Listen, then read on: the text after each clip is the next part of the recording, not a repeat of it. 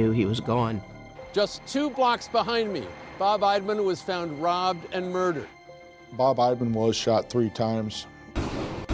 That 3rd shot is being an execution. I just all the way there saying, no, no, no, no, no, no, no, no, no, no, no, no, Bob, no, Bob. There were just floods and floods of police cars coming in and just total chaos. We're with the Major Case Squad. They only have 5 days, so the clock is ticking. Diane found out on the site that her husband had been murdered.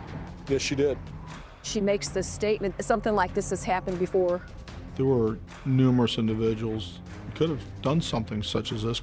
He asked me a question that just kind of floored me. He said, "We're trying to find out about your brother's lifestyle." What is it like to all of a sudden learn that there's this whole other secret part of his life? People are going to find out some stuff they're probably not going to like.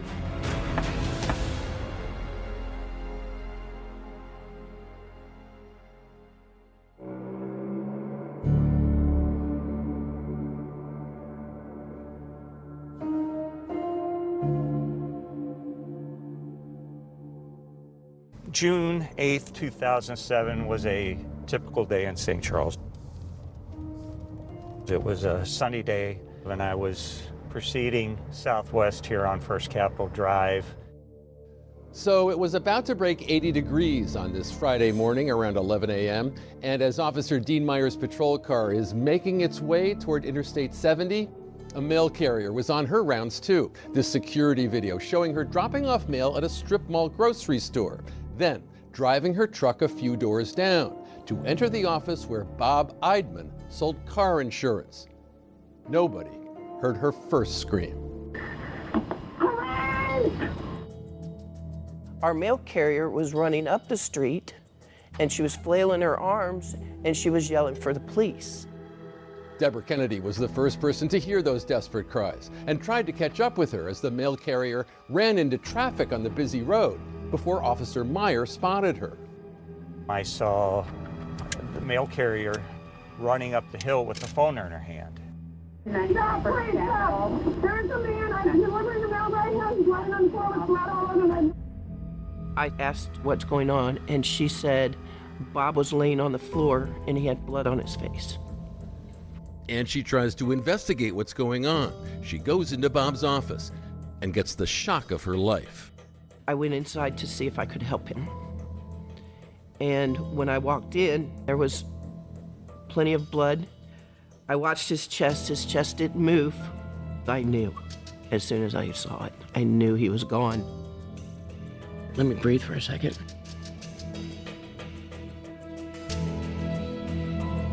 It was St. Charles's first murder of 2007.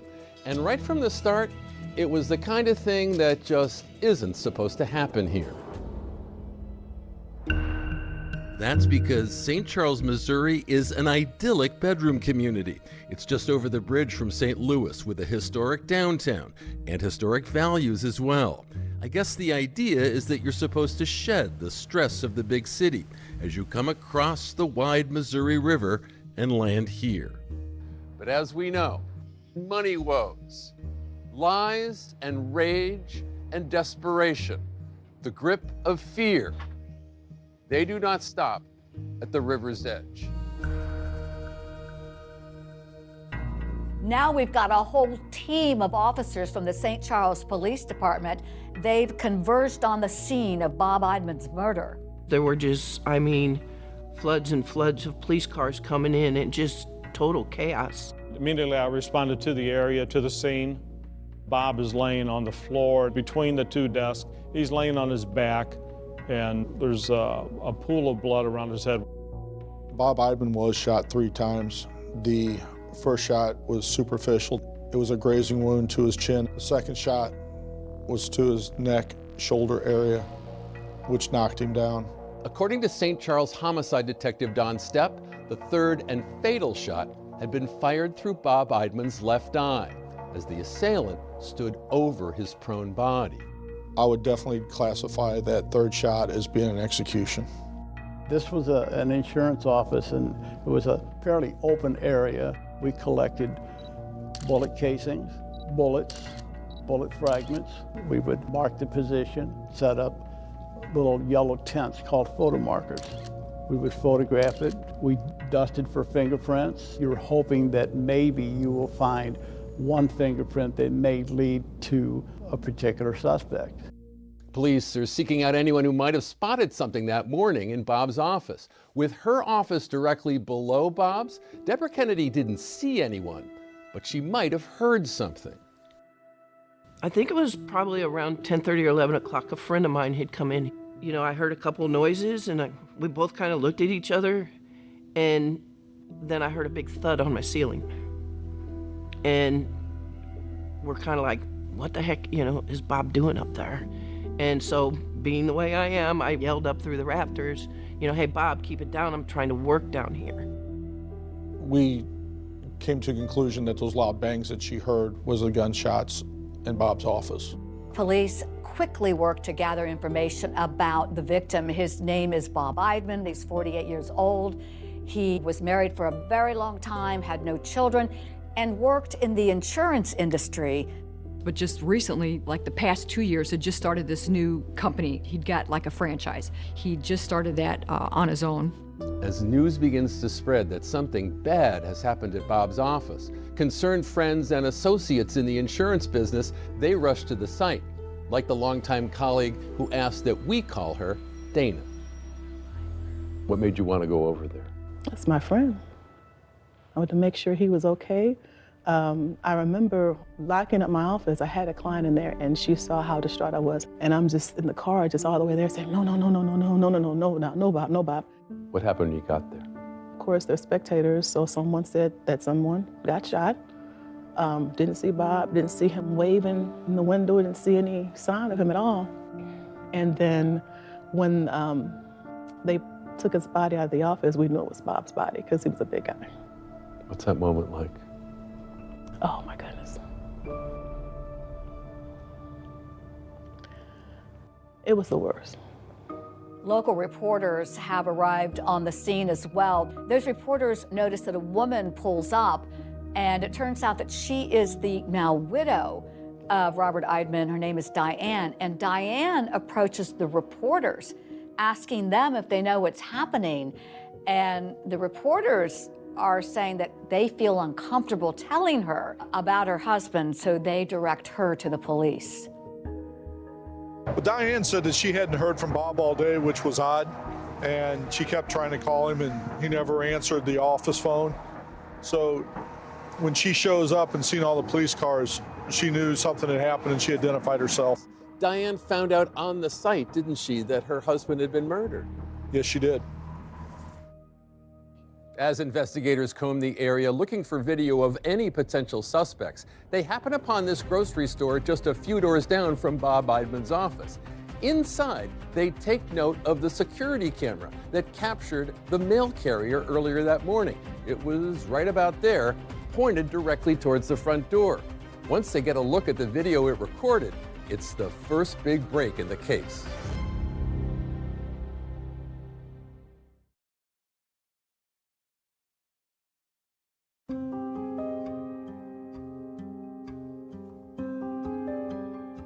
Police believe Eidman was working alone when someone walked inside his business, fatally shot him, then took off. Insurance agent Bob Eidman is dead, shot to death in his office along a busy thoroughfare near the interstate in St. Charles, Missouri. We are west of the city of St. Louis, which most people kind of relate that to the arch. They are just separated by a river, so just hop on the bridge and you're in St. Charles. And like this town's famous Christmas tradition celebration and their lively Oktoberfest, murder comes but once a year. St. Charles averages about 1.5 homicides a year. It's a pretty peaceful community, and people look out for each other. A cold-blooded murder is not something St. Charles is known for, and the local cops will probably need some help with what looks like a big investigation. So they appeal to a special group for help. A request was made to notify the Major Case Squad. And they contact other departments that are in our area, and they send detectives that assist us. More than 30 detectives with the Major Case Squad are now looking for his killer. This elite Major Case Squad has a very high rate of success. 80% of their cases are solved. But with all this manpower, there's one catch. They only have 5 days to get the job done. So the clock is ticking. They're coming from all other agencies. At some point, they need to get back to theirs. The police canvassed First Capital right there in front of the shop. How you doing? Hi, what's up? We're with the Major Case Squad, and we're investigating a homicide that happened here Friday afternoon. Asking, did you notice something on June 7th? And then you can see in the distance those apartment houses. You talked to all the people who lived in those apartment houses too, didn't you? Every door was knocked on multiple times until we got contact. And could one part of Bob Eidman's line of work have put him in jeopardy?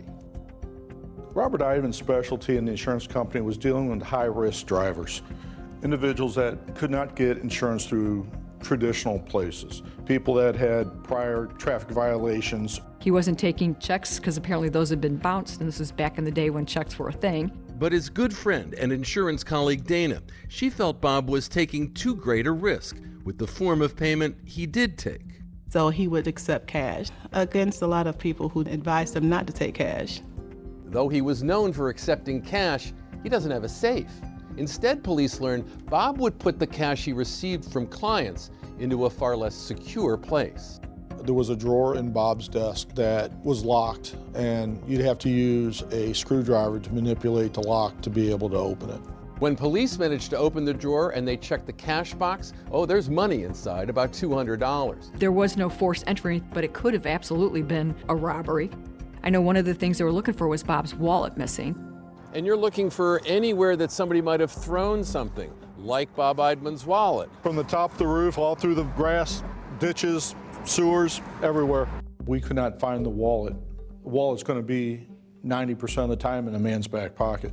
And to get that wallet out, you would have had to struggle between the wallet and the inside of the pants, which caused some friction. I recommended that we cut the pants pockets out and send them to the crime lab. We just thought maybe a sample of skin cells could be found inside Bob's pocket. When we touch something or brush up against something, some of our DNA is transferred to the other object. If they're located, those skin cells can be broken down into DNA. So you were checking for DNA everywhere else, but this was just kind of out of the blue. You just thought, well, you know, we might as well give this a try. Yes, sir. It was the first time that I'd ever heard of anybody's pants pockets getting cut out.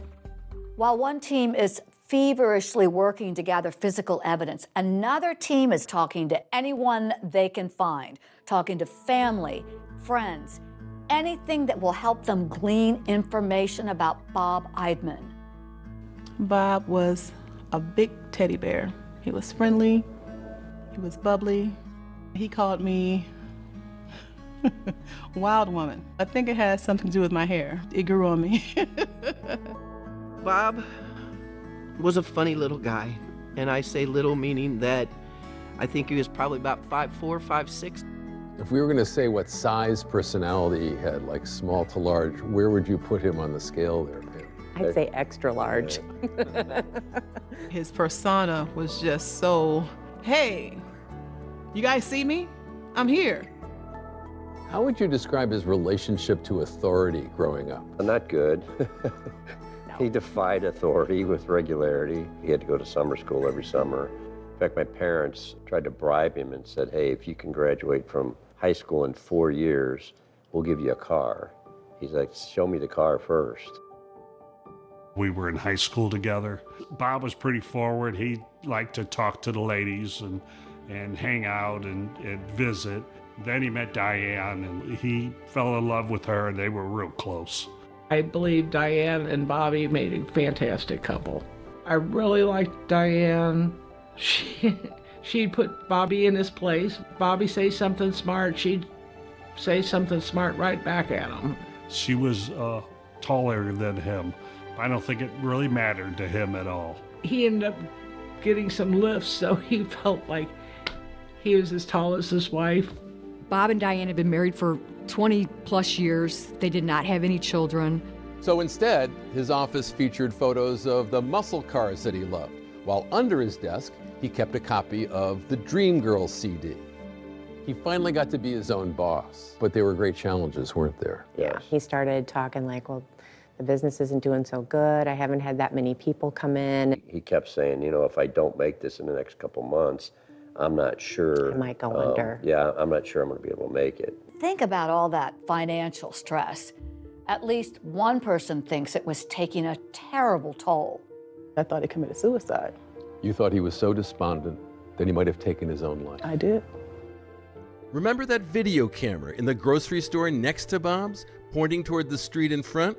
Police have been poring over the footage, and now they may have found something of interest. There, that white car. At 10:50 a.m., you see the vehicle drive past the front doors, and 4 minutes later, you see it drive past the front doors, I believe a little slower, and almost like creeping along looking for something. Was this driver making sure the coast was clear? It wasn't the greatest picture, I remember that. It's always frustrating when you can't identify the people inside the vehicle. One thing we can tell is a white four-door vehicle. Luckily, I'm impressed you can tell it's a four-door vehicle. It looks like a white car. But it turned out the small St. Charles Police Department had a car maven. we have an individual at the time that could almost identify almost any type of vehicle. He was a big car guy. He said it was a Ford Focus. Like, I like cars, but honestly, wow. We're kind of looking at this several different ways. Is he having problems with a customer with a white Ford Focus? The bad news is that in St. Charles County, there are 1,300 Ford Focuses. In the state of Missouri, there are 5,000. 5,000 is a big number to have to deal with. But they're not finding anything suspicious until a gift-wrapped lead suddenly falls into their lap. A white car is crashed and abandoned nearby. And get this about the driver.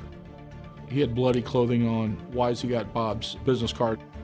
I hope this is it.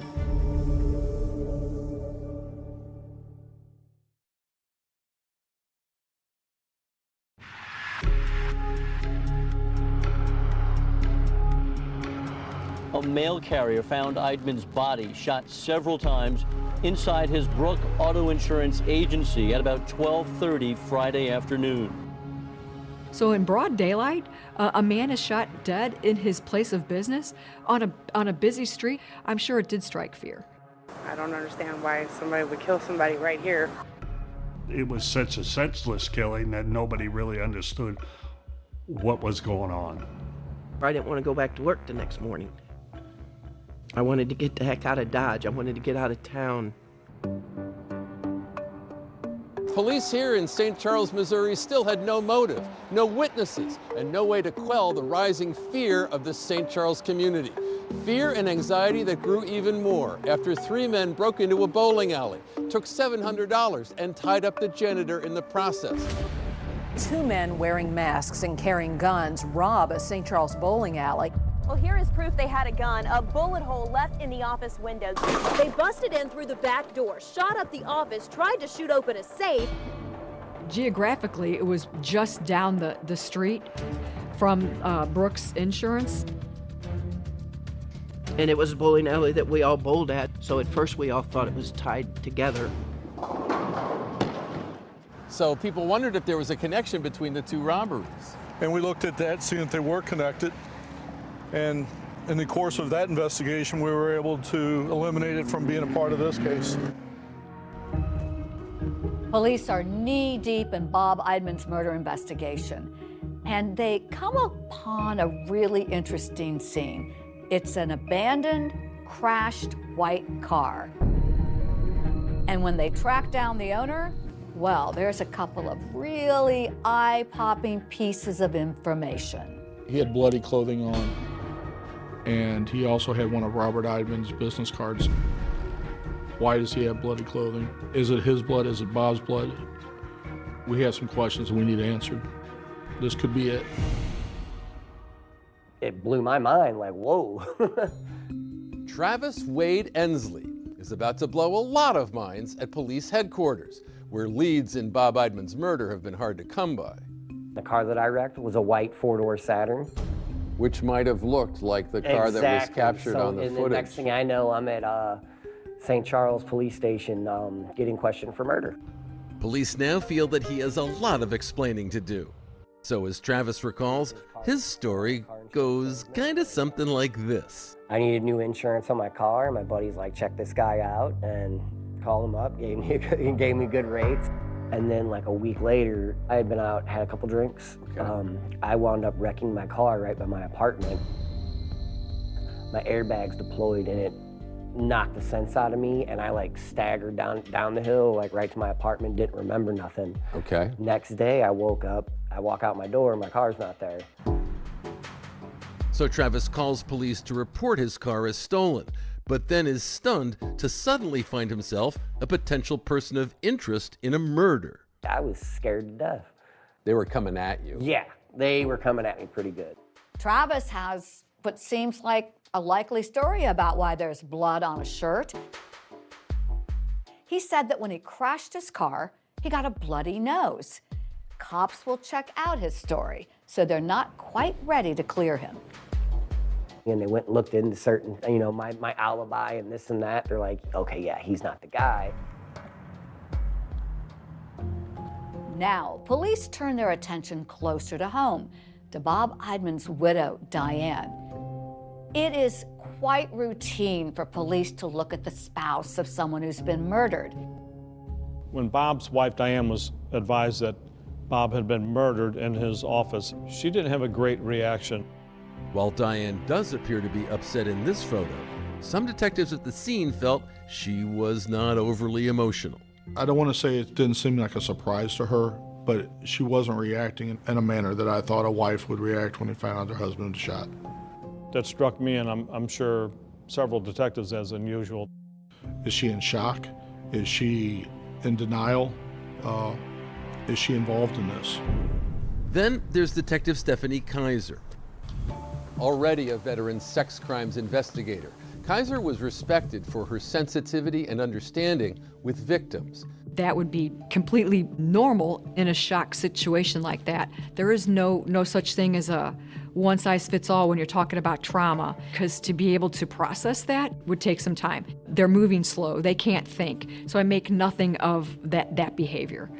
Now Detective Kaiser is about to become the St. Charles Police Department's Diane Whisperer. Diane Eidman became my lead. Right. We were assigned to take her from, sadly, the scene. Diane wants to go to Bob's parents' home so that she can break the terrible news to them. And during that ride, Diane talks about how she is the manager of the kitchen at the local hospital, and she also offers more information about her beloved husband. She says that there was financial problems. When you say financial problems, what do you mean? I mean, they were having a tough time paying bills. According to Diane, there wasn't much cash coming in. The business itself was struggling.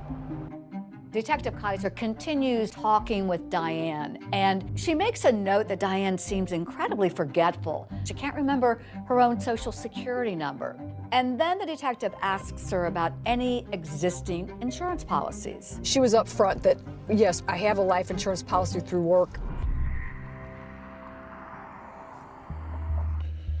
Diane initially gave us an answer that she thought they had a couple of small policies, approximately $5,000. Not much, right? Not much. So Diane was pretty direct with me. I think she'd had a lot of questions asked of her and then just kind of tells me boldly, I did not do this. These conversations with Diane will shape and reshape the police investigation into Bob Eidman's murder. At the end of that first day, Diane sounds like every other resident of St. Charles. She is terribly afraid. It's just dawning on her, wait, I'm not safe either. I have to act and get her extra patrol, and I did. But you have to still go where the evidence leads. And no one knows yet where that evidence will lead, especially in the wake of the very first astonishing story that Diane Eidman tells Detective Kaiser, with words that will be ringing in lots of heads at police headquarters. One of the first things she says is, don't take this as a confession or anything, but this happened to my dad too. Has her father been murdered and her husband murdered as well? Has lightning struck this woman twice?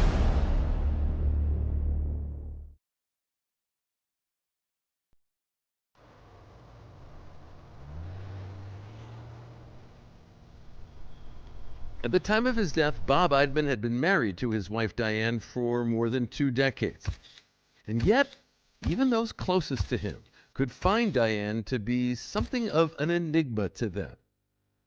Not very outgoing. No, not very outgoing. She's just kind of shy and quiet. I mean, she just didn't really have a lot to say to anyone, really. When you would ask Bob about Diane, what kinds of things would he say about her? His famous saying was, "She's not the person you think she is," and I never knew what that meant.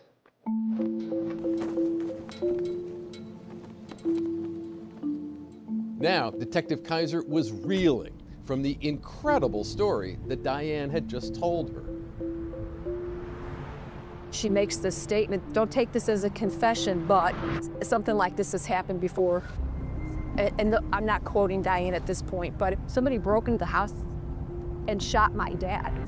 So when I asked, did they catch the person? How did she answer that question? She said, they thought my mom shot my dad. And we're wondering if lightning had struck twice in the same place. Diane Bowling Eidman, seen here on her wedding day in 1978 with her father Jerome, was just 26 years old when he was murdered inside the home he shared with his wife Lenore, Diane's mother. The murder case that made headlines in this region all began when a call came through in the wee hours on the morning of April 6, 1984. Gordon Adams was an officer with the St. Louis County PD. What went out over the radio when you heard the call? As I recall, like I say, it came out as a home invasion with someone shot. And so that's what we would consider a hot call. Well, when I arrived, it's 2:30 in the morning, maybe 2:35. So it's dark as can be. I immediately went to the door, knocked on the door, and Lenore answered. And the hair is pristine, and she's standing there in a kind of sheer nightgown. And she says, "My husband needs help. He's in the bedroom. He's been shot." What are you thinking when you're hearing this story for the first time? I mean, she didn't strike you as a woman who woke up in the middle of the night to find her husband murdered. No tears. The hair was all done. And I'm trying to get information for my report. And she actually lit up a cigarette. And I'm thinking, this is your husband. He's just been murdered. She didn't have any emotion at all, almost.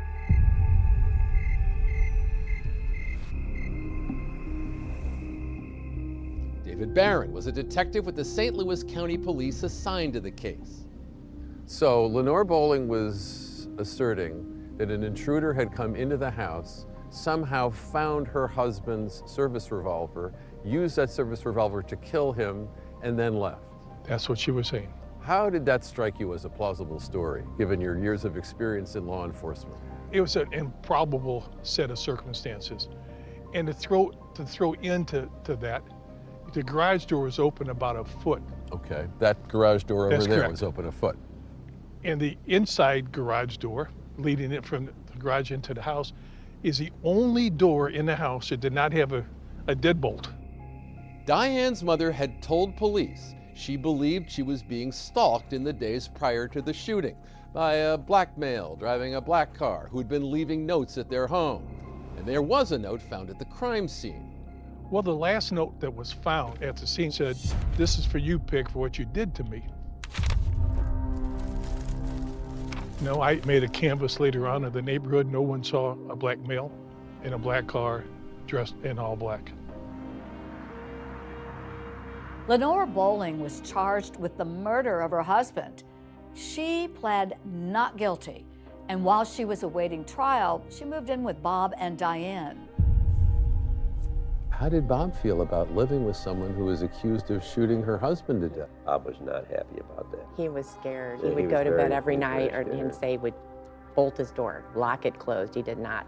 He was afraid. He didn't want to be in the house with her.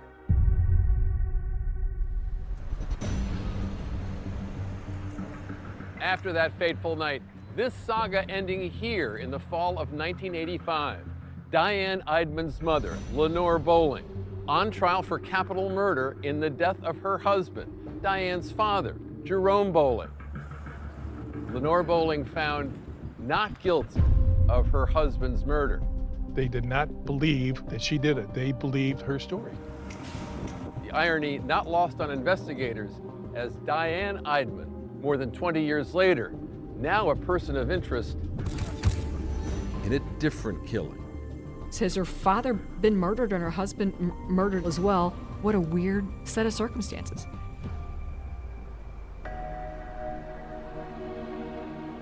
But it was something else Diane Eidman told investigators about her own husband that they said gave them pause.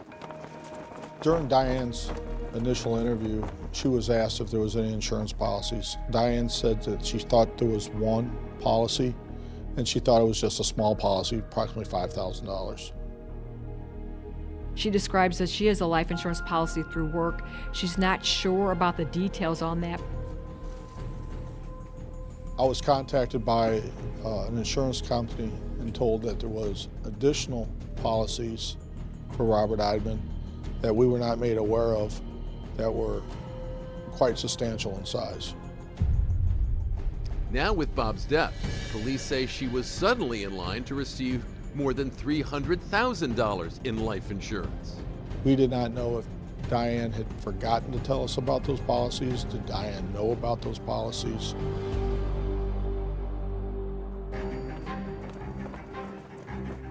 And as they start looking deeper into Bob Eidman, they make a mind-blowing discovery.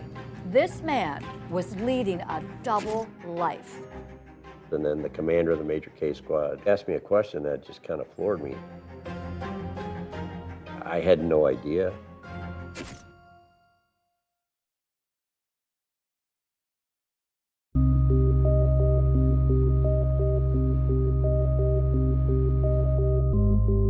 I went to Bob's funeral, and it was sad to see him there. I didn't expect to go see my friend in a casket, and I felt horrible for his wife and his family. Bob's older brother by 21 months. Glenn Eidman grew up as a straight-A student, and he was a frequent target of Bob's verbal barbs.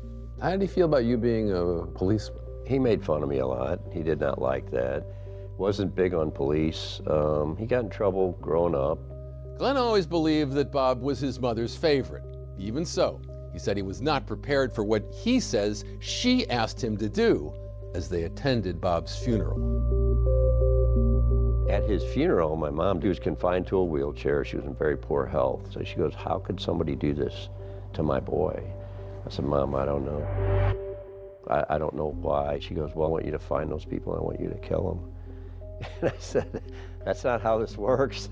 You know, I'm a police officer. I can't do something like that." But she was very devastated, and literally 3 months after his death, she died. She just lost her will to live. It was kind of a rough year, for sure.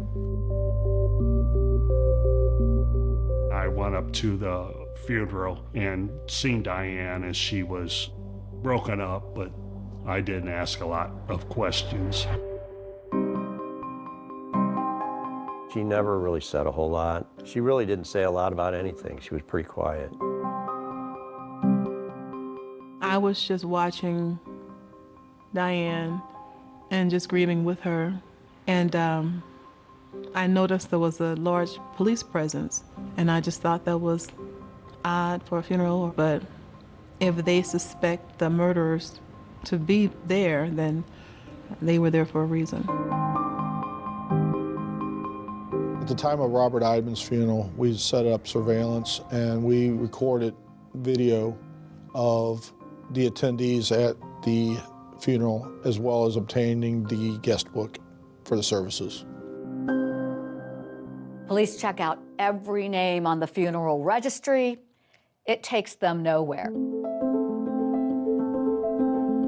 Meanwhile, it's day 4 of the Major Crimes Task Force investigation. The clock is ticking, but still no good leads on who killed Bob Eidman. We were striking out. There was no one that could really come up and say, Bob's having a problem with anyone. But then the Major Case Squad does a deep dive into Bob's email, his phone and computer records. They're searching for any hidden clues. They make a discovery they're eager to know a lot more about, just as Glenn comes in for his interview. You know, they put me in an interview room to ask me some questions. I said, you know, I have nothing to hide. You don't have to play these games. You know, ask me whatever you want. And he asked me a question that just kind of floored me. He said, we're trying to find out about your brother's alternative lifestyle. I said, what alternative? He goes, his affairs. You know, I go, you think he's out picking up women? I mean, that just ain't happening. And he's like, your brother was gay. I had no idea. We had no idea. We did not know that. Turns out this long-married insurance agent was leading a secret double life. While we were analyzing Bob's computers and it was discovered that he was visiting male-on-male websites were sexual in nature, and he was making contact with some of these places. Sometimes in these murder investigations, as we dig into them, you find a lot about a person's life, their lifestyle.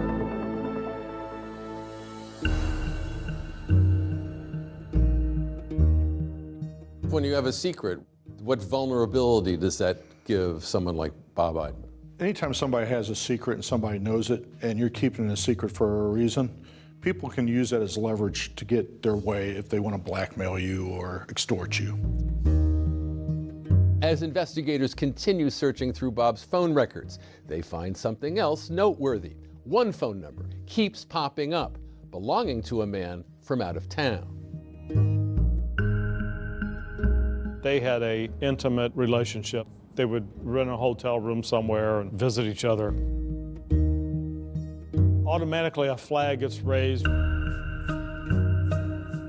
What is it like to all of a sudden learn that there's this whole other secret part of his life that you knew nothing about? It was upsetting. I guess I felt he should have been able to talk to somebody about that. He shouldn't have had to hide that life. He shouldn't have had to lie. Having a relationship and being gay that's just part of life. And I wish he would have been able to share that with us. How you doing? Police bring in this secret lover for questioning. They can't help but wonder, would this man have a reason to murder Bob? And what about Diane? Could his existence have set her into a murderous rage? We've altered the man's voice. People are going to find out some stuff they're probably not going to like. Feelings can run wild with someone. If I can't have you, nobody's going to have you. It gives people motive. And as a young, untested detective is taking on his very first big murder case, a totally unexpected assist from the cutting edge of forensic science, it's going to take this investigation into surprising territory and bring answers at last to the key question: why was Bob Eidman killed? It blew my mind when the results came back. It was the golden ticket. This is what we were looking for.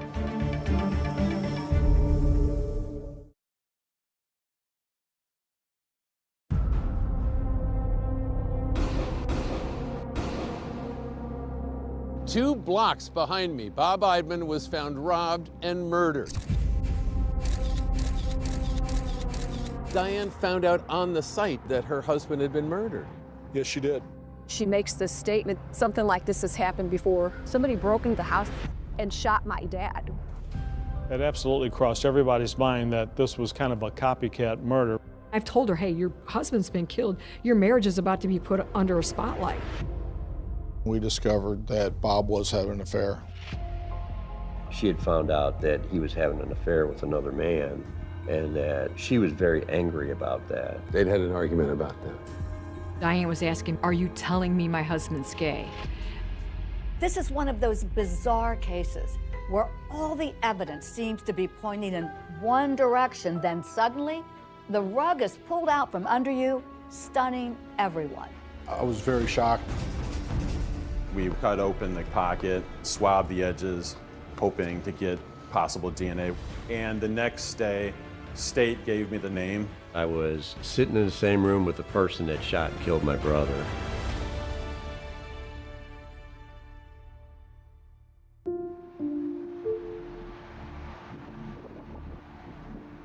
Friends and family are mourning the loss of Bob Eidman, gunned down in his office in a small strip mall in St. Charles, Missouri.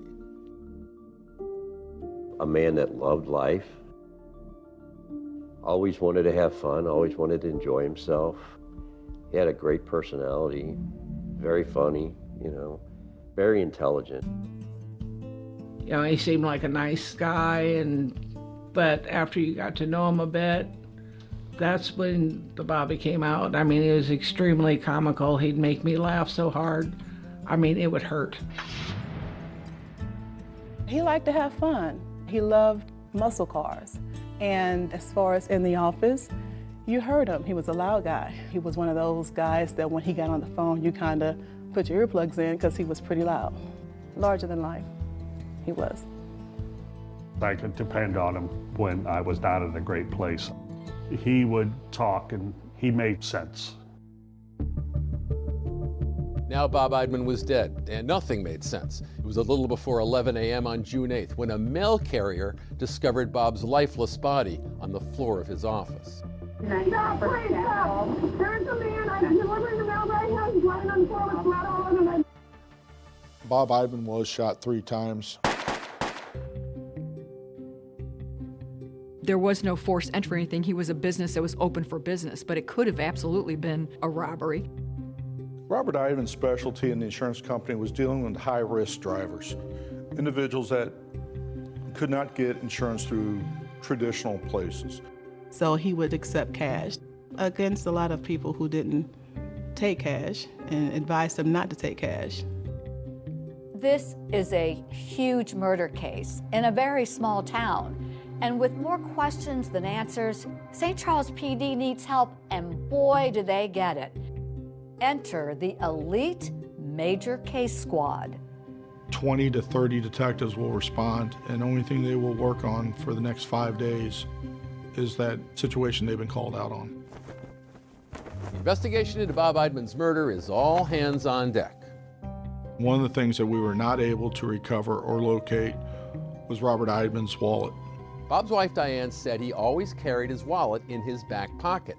Police are desperate for leads, so they're going to try something unconventional. They cut the back pockets out of Eidman's pants to send for something they call touch DNA testing. We just thought maybe a sample of skin cells could be found inside Bob's pocket. It's a newer technology and it's a long shot. Police, meanwhile, canvassed the neighborhood where the crime occurred. They're knocking on doors, they're looking for every clue they can find. During the area canvass, there's a Mexican grocery store. It's just a couple of doors down. I think it was on the end of this particular strip mall, and they were able to locate some surveillance video. A white car passing by twice, but the video is grainy. In that video footage, we saw a Ford Focus. We were not able to get a license plate due to the angle of the camera, and we were not able to see who was in the vehicle. With lead after lead coming up empty and the clock ticking on that major case squad, Diane Eidman. She remains a subject of, well, we'll call it curiosity. She was, after all, the person closest to Bob. It is quite routine for police to look at the spouse of someone who's been murdered. Tough questions need to be asked about the state of the Eidman's marriage. I took that a step further. Has there been any time that you two argued? Has there been any time that you were unfaithful to him or he was unfaithful to you? Diane insisted the marriage was fine. But when investigators seize Bob's computers to be analyzed, they make a shocking discovery. Bob's been visiting gay websites online. He's looking for massages and sexual relations. Bob Eidman had been leading a secret life, and a search of phone records reveals so much more. We found several calls that were coming in and coming out pretty much the same time each day. We discovered that Bob was having an affair. a secret relationship with a man who lived more than 3 hours away. Police take a drive to interview him. He was very forthcoming in the fact that the relationship between him and Bob was an intimate relationship, but very much affectionate and loving. They'd hoped to be together at some point. It wasn't like a quick fling, kind of out the door kind of thing. I think that's what it was going to be. But we just became good friends and just kept talking from then on.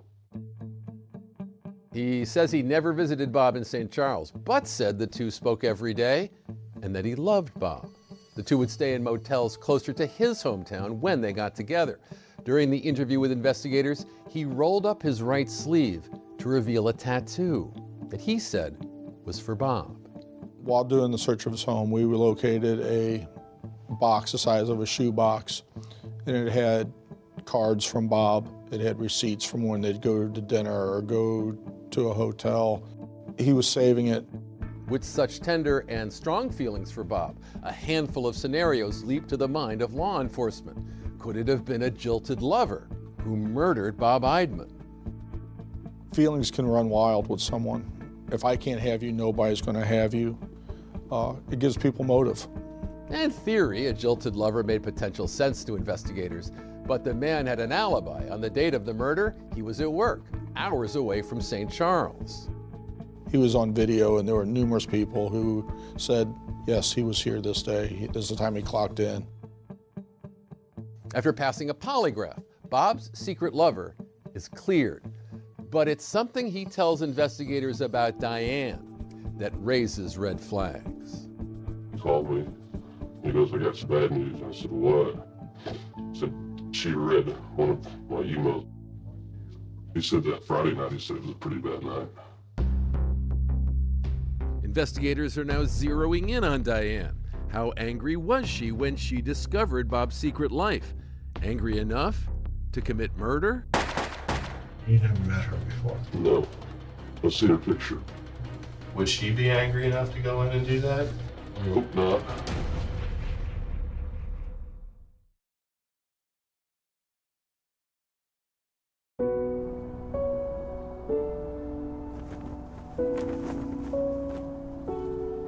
Days after Bob Eidman is murdered in his office, police discover the long-married insurance agent had a secret male lover, a man whom he met up with for motel room trysts and who he spoke to every day, a man who was devoted to Bob. Did you guys love each other, or was it just a very close personal relationship? I loved it, but I never said it to him. The secret lover is alibied out for Bob's killing, but in a frank session with police, he says Bob told him that Diane had discovered their relationship, and he says that Bob had told him Diane's reaction had led to a full-blown argument between the two. He said that, she said, who's, and, so this is, I think he said this is just, a fantasy deal or what have you. It's what Bob said. She asked him if we were sleeping together, and he said no. He said it was pretty rough that night, that Friday night. It was up to Detective Stephanie Kaiser, the Diane Whisperer, to broach the delicate subject with Bob's widow while interviewing her at the Eidman's home. Kaiser said Diane told her that she'd learned of her husband's relationship with the man after discovering an email between the two, that Bob denied having an affair, but it was the tone of that email which had deeply hurt her feelings. She describes it as he's telling him intimate things that he hasn't told me. She's telling me I felt hurt because he wasn't speaking to me that way. So they're married. What do you think she meant when she said that? What kinds of things were they saying to each other? I didn't ask the specifics, but I'm just talking to her about it. Did this happen? Could this be a motive? In Detective Kaiser's account, Diane seemed to be struggling a little bit with the nature of her husband's relationship to the man, or what they did during their time together. When I'm interviewing Diane, one of the things I asked a lot of different things, to the point where Diane was asking me questions like, are you telling me my husband's gay? I asked her, what did Bob tell you? What are your impressions? Her response back was, he told me no. He was going there to meet with him. They worked together, and he needed the stress relief. Kaiser said Diane told her that when she learned of the relationship after discovering that email, she and Bob discussed it, but they never argued. I'm telling Diane, Detective Stepp and Detective Grove are talking to him now.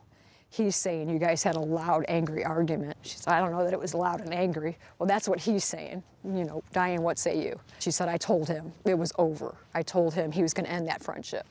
But she said, I don't know if I was yelling and screaming. I go, well, that's what he's saying. I'm just asking. So. But she laid her foot down. She gave him an Yes. ultimatum. You are not to see this guy anymore. Yes. As far as you know, did Bob adhere to that ultimatum? No, he did not. Diane Eidman finds herself sitting in a polygraph room at the St. Charles Police Department. So Diane was pretty direct with me. I think she'd had a lot of questions asked of her and then just kind of tells me boldly, I did not do this. I didn't. Diane is just direct. Diane Eidman voluntarily submitted to a polygraph, and the results came back being inconclusive. She doesn't pass, but it's inconclusive. So it's just still kind of puts her in that iffy category, if you will.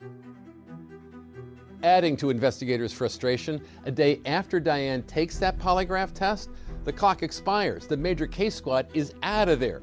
37 officers, 15 different departments had spent more than 2,500 man-hours investigating, with no arrests. A frustrating end to a furious search for answers. When it goes back to our police department at the time, it is frustrating knowing that you didn't solve this case and it just goes on to an active case file to be looked at as further investigative leads come in. At that point, I'm assigned the investigation. The task of solving the murder of Bob Eidman now falls to a junior detective in the department, Don Stepp. When my sergeant came up and asked if I would like to be assigned this investigation, I was overwhelmed. It's one of those things, am I ready to do this? You don't want to say no, it's an opportunity. I wanted to see this investigation to the end. Don had contacted me and said, I'm starting from scratch. I'm going to take this entire investigation. I'm going to do everything over again. What did that feel like to hear? Well, it was refreshing to, I just felt like there wasn't a lot there. In 2007, I had only been a detective for 4 years. I was the young guy in the squad. I had got promoted and I was a police chief at the time, and I didn't want him to feel like there was pressure on him. But he met with me a couple times, and the one time that really struck home is he said, hey, you're like family, and I am going to solve this. What motivates me to keep going on this investigation is there's someone or someones who had killed Bob Eidman. Bob Eidman needs someone to stand in his corner. Detective Stepp continues to immerse himself in the details of the case. It had been over a year since Bob Eidman was murdered, when Stepp is at the airport in St. Louis and he spots Diane. I was off duty, and then I was picking up a family member at the airport, and Diane was walking my direction. Despite the time that had passed, Diane had never fallen off of Stepp's radar. Diane Eidman knows that you're keeping a close eye on her, doesn't she? Yes, sir, she does. How would you characterize the look on her face when she saw you? Shock. I believe at that point she thought she was going to be arrested. But the surprise of a chance encounter pales in comparison to the shock investigators get when they receive a call from the crime lab. Remember that pocket police cut out of Bob Eidman's pants to send for DNA analysis? It blew my mind when the results came back. It was the golden ticket. This is what we were looking for.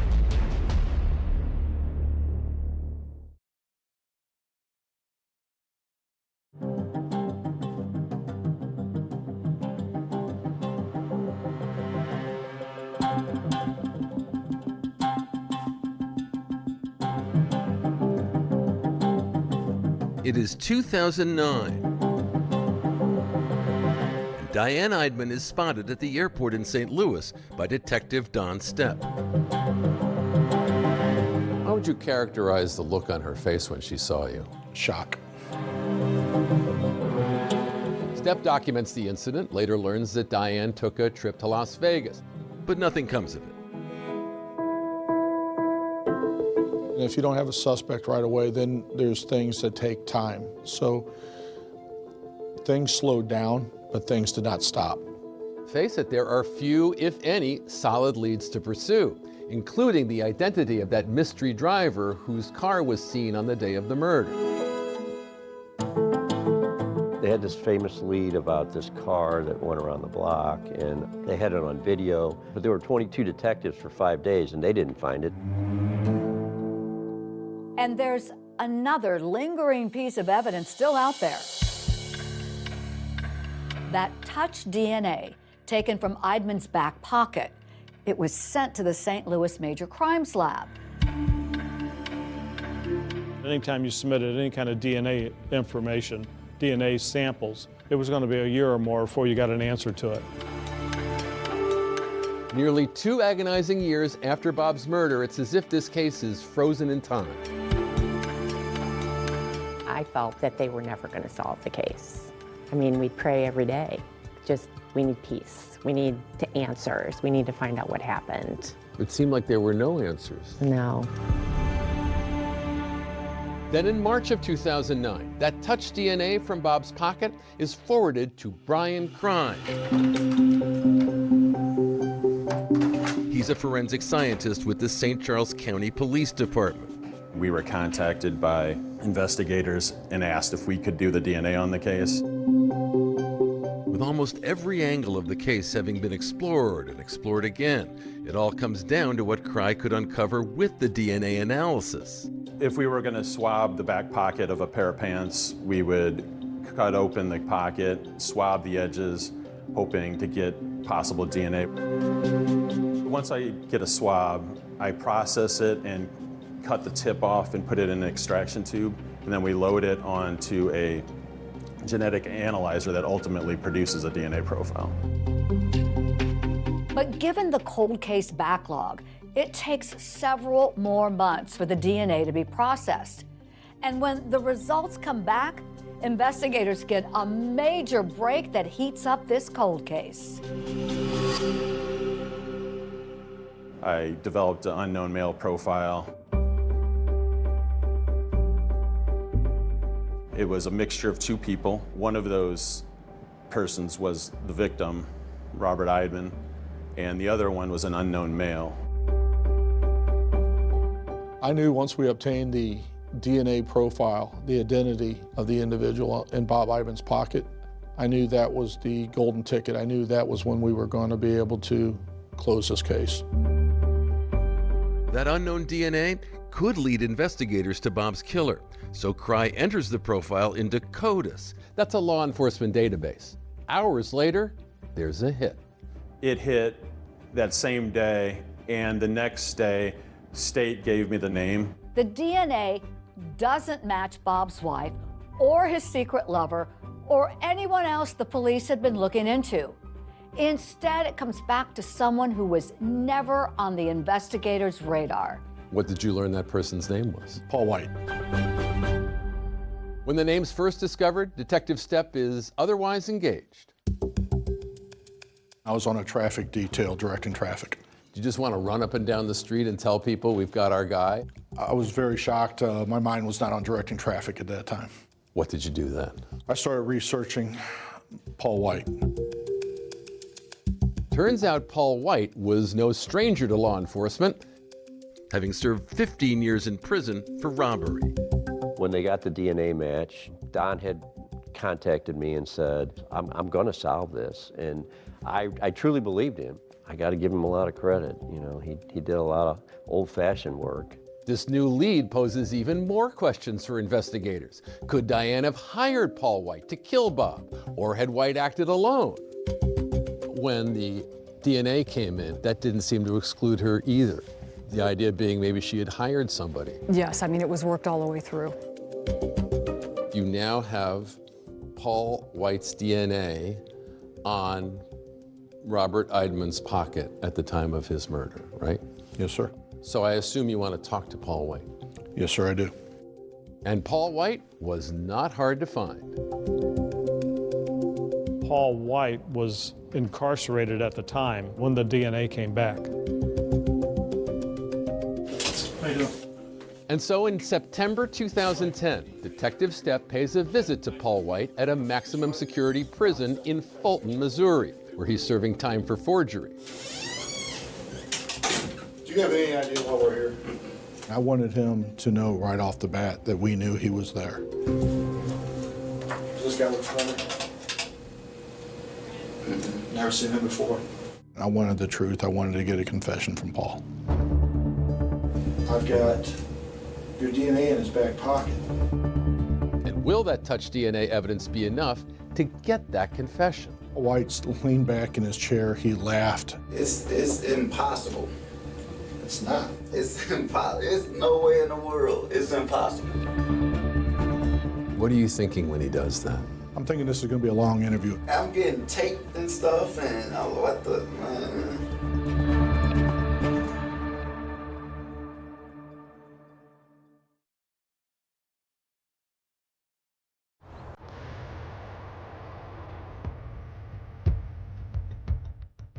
More than 2 years after Bob Eidman was robbed and murdered in his own insurance office, test results on trace DNA taken from his back pocket are in, and there's a match.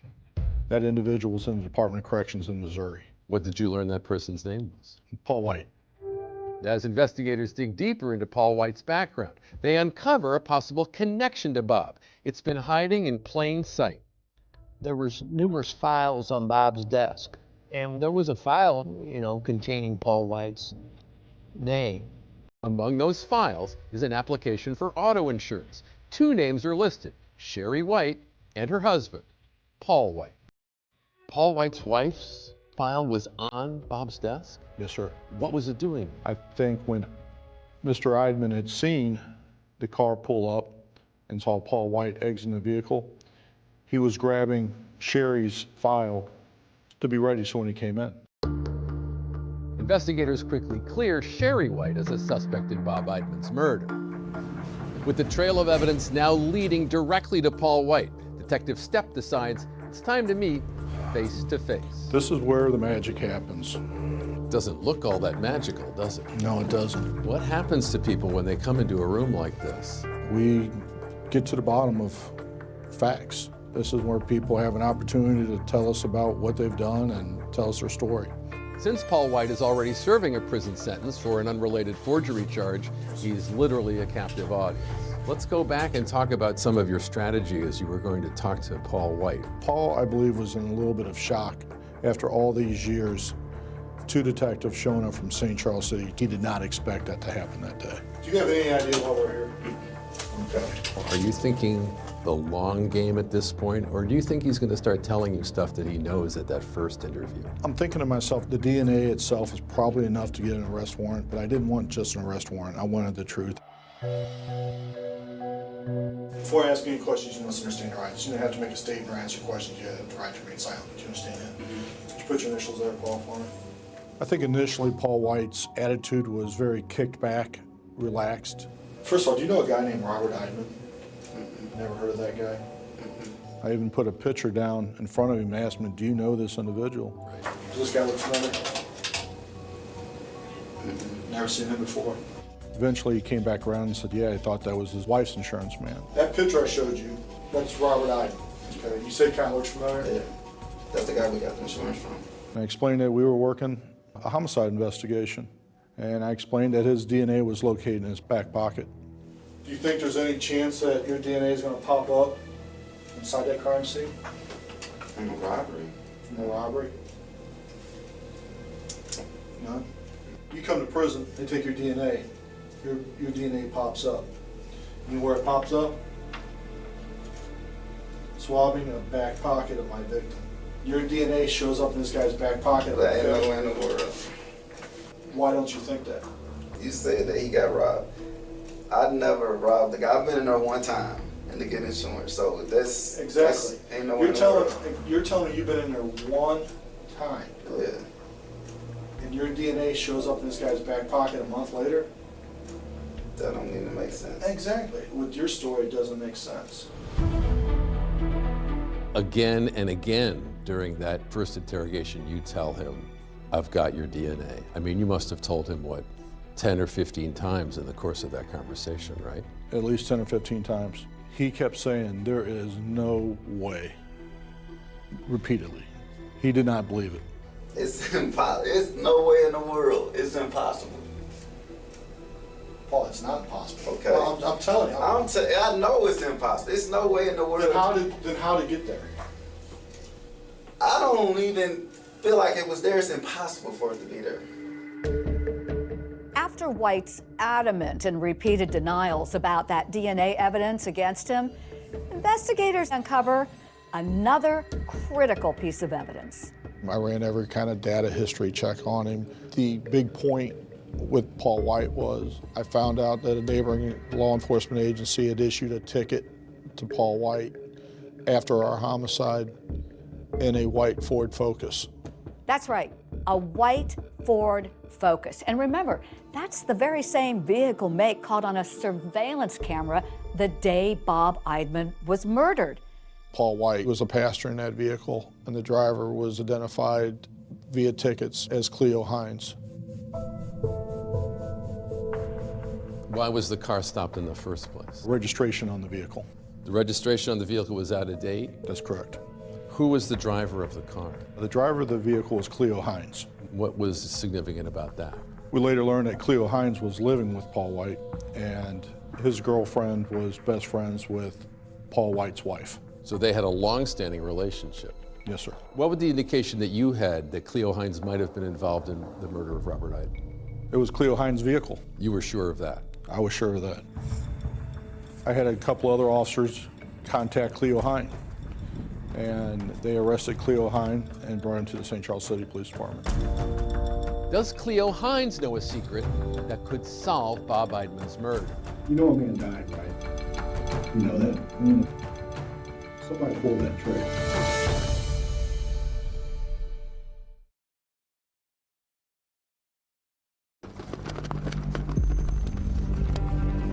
After several years of lead after lead turning cold, the investigation into Bob Eidman's murder is now heating up as lead detective Don Stepp zeroes in on a new suspect, a man named Cleo Hines. I was going to take the same approach with Cleo Hines as I did with Paul White.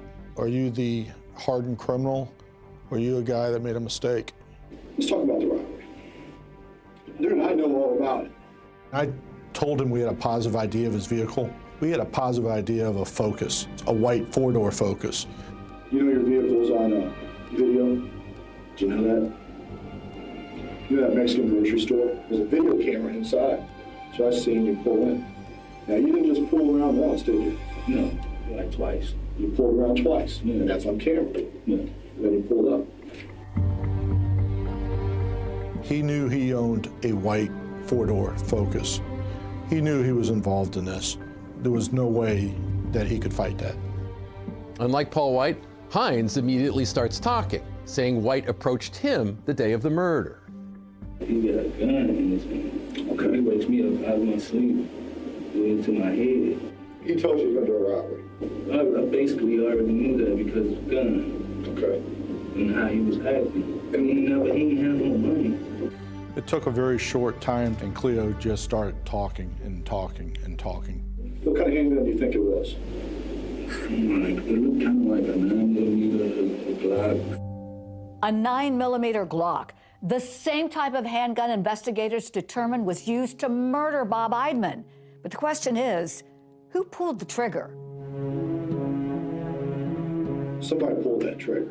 Yeah. Okay. It wasn't me, it was him. Okay. And Cleo wanted to give his side of the story to defend himself against whatever Paul might say he did. I told him too much to drop him. I'm outside, but he goes and 5 minutes later he comes back out. Did you have gloves on? Paul? Yeah. He has a white gloves. White gloves. They were like cotton, like gloves. Paul White had been wearing gloves So Paul White absolutely wasn't going to say anything because he believed his DNA couldn't have been located because he was wearing gloves. I don't even feel like it was there. It's impossible for it to be there. So if a perpetrator was wearing a cotton glove when they go into the pocket and digging around, they could leave that DNA that's already on the exterior inside the pocket. Also, if the individual is sweating, it could actually soak through the glove and leave DNA behind that way. What do you do with those gloves after shooting in the barbecue pit? Armed with Cleo Hines' confession, Stepp hits the road to Fulton Prison once more for another crack at Paul White. And I'm gonna tell you right up now, I got a full confession from Cleo Hines. Okay, he told me everything. But even after Detective Stepp reveals Cleo Hines has accused Paul White of being the gunman, Paul White doesn't blink. If you got Cleo saying that I did this and that, he's evidently lying to you. And I don't know why he would even say that I would put a gun to his head and force him to do something. It's hard to do an interview to get a confession from somebody for a murder. It's really hard to get a confession from somebody for a murder inside prison. White is arrested the next day, and he's charged with robbery and murder, and could be facing life in prison. Now, with the pressure turned up so high, will he finally change his story? I've asked you 3 times. Drove 87 miles one way to ask you these questions. Hypothetically speaking. Hypothetically. Hypothetically. If I say I was there, you know what I mean, and I saw everything that happened, you know what I mean, and it's like, that just makes me as guilty. You know, I still get a murder charge, but I didn't kill him. I didn't pull the trigger. Finally, the dam breaks. Paul White starts talking. I said, I think he got some cash in there, you know what I mean? So I said, well, you can go in and rob him, but I said, he probably know who I am, so we're gonna have to get some match. We already had those gloves, those cotton gloves that you were talking about. And then we went up to Walmart and they had those little type ski masks. Paul White describes a chilling scene of a panicked Bob Eidman trying to comply with his assailant's demands for money with that notoriously sticky desk drawer, you know, where Bob kept his money, instead of in a safe. And then he started shaking it, like, to his drawer and couldn't get the drawer open. And I was like, man, just give me your wallet. And so I reached in his pocket and grabbed the wallet. And Cleo was like, man, no, there's more money there. There was a lot of finger pointing at each other, trying to point the blame to someone else. Cleo Hines told police he never even got out of the car at Bob Eidman's office. But Paul White wants police to believe that it was always Hines who had fired the bullets that killed Bob Eidman. He shot him once. He was like, man, where the rest of the money? Where the rest of the money? And he was like, man, there is no other money. There is no other money. And he shot him again. And I'm like, man, what the you doing? I said, man, is he dead? He was like, I don't know. Shot him again. So I'm like, man, we gotta get rid of this gun. You know what I'm saying? I took it and threw it off the bridge.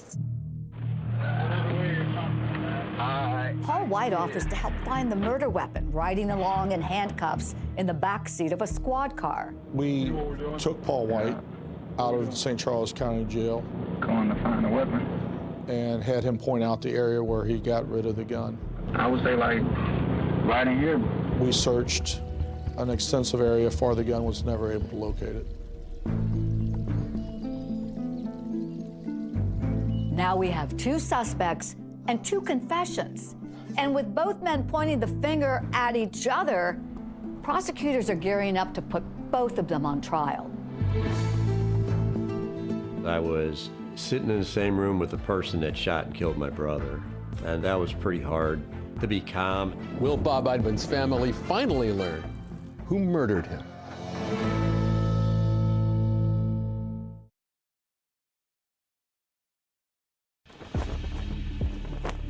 At the climax of a more than 3-year investigation that at one point involved 37 officers, cops finally learned the details of what was stolen the day of Bob Eidman's murder. How much money was in the wallet? Wasn't nothing but like $300. So how much you Like get? 150 apiece. 150 apiece. Paul White and Cleo both advised they went to the casino after the homicide and lost the $300 almost immediately. He went to the casino because that's what he did a lot. He lost the money. Yeah, basically did nothing. Right.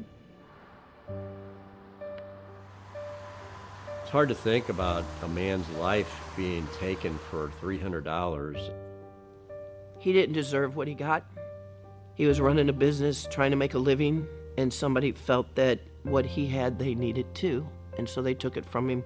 They could have taken his money and left. They didn't have to kill him. As far as any connection between the two men accused of killing Bob Eidman and Bob's widow, Diane, Paul White revealed to investigators that he didn't even know who she was. Do you know a woman named Diane? No. You don't know a woman named Diane Eidman? No.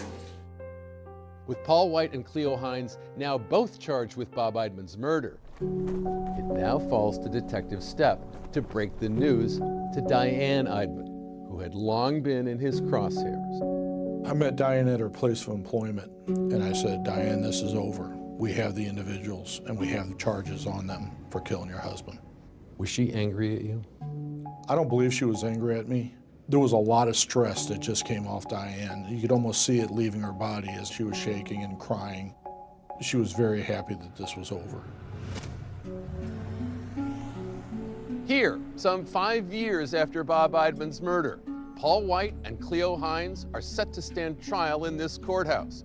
2 trials, 2 defendants, with 2 totally different accounts of the crime. First up at trial, Paul White, who pleaded not guilty to first-degree murder and first-degree robbery.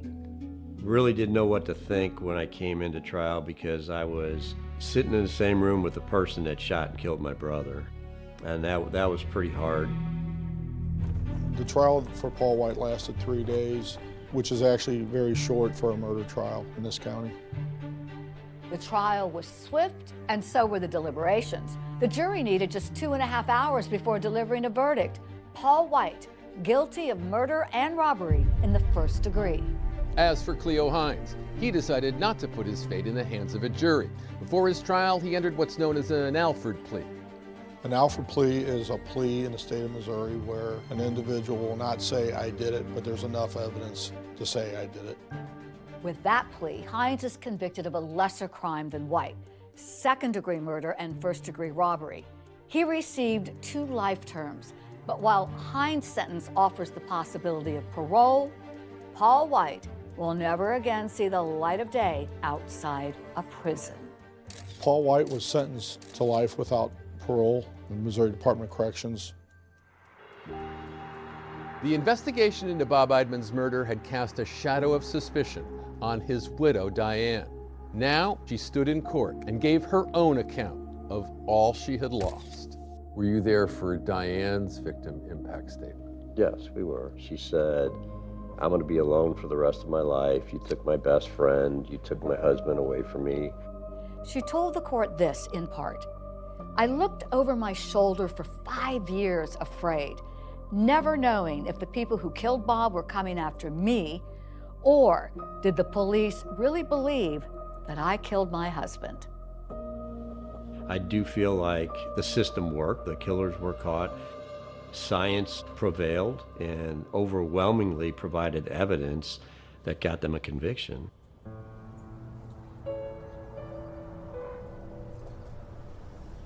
Never again can he come to a Christmas dinner. Never again can we see him for a birthday party.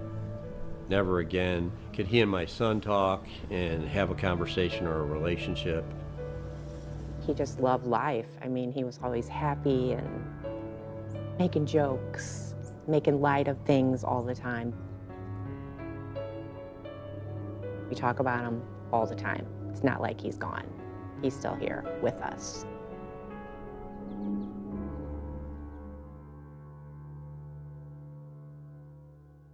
Both Paul White and Cleo Hines have tried appealing their convictions, but both were denied. White's life sentence carries no possibility of parole. Hines first.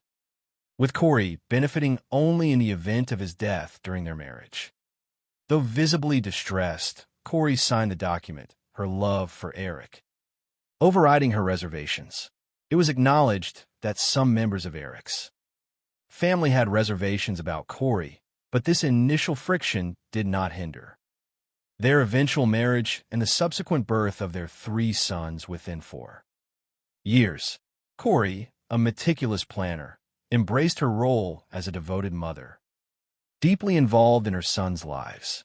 Eric, too, was a dedicated father, actively participating in their activities, including coaching their soccer teams and cherishing moments of simple familial joy.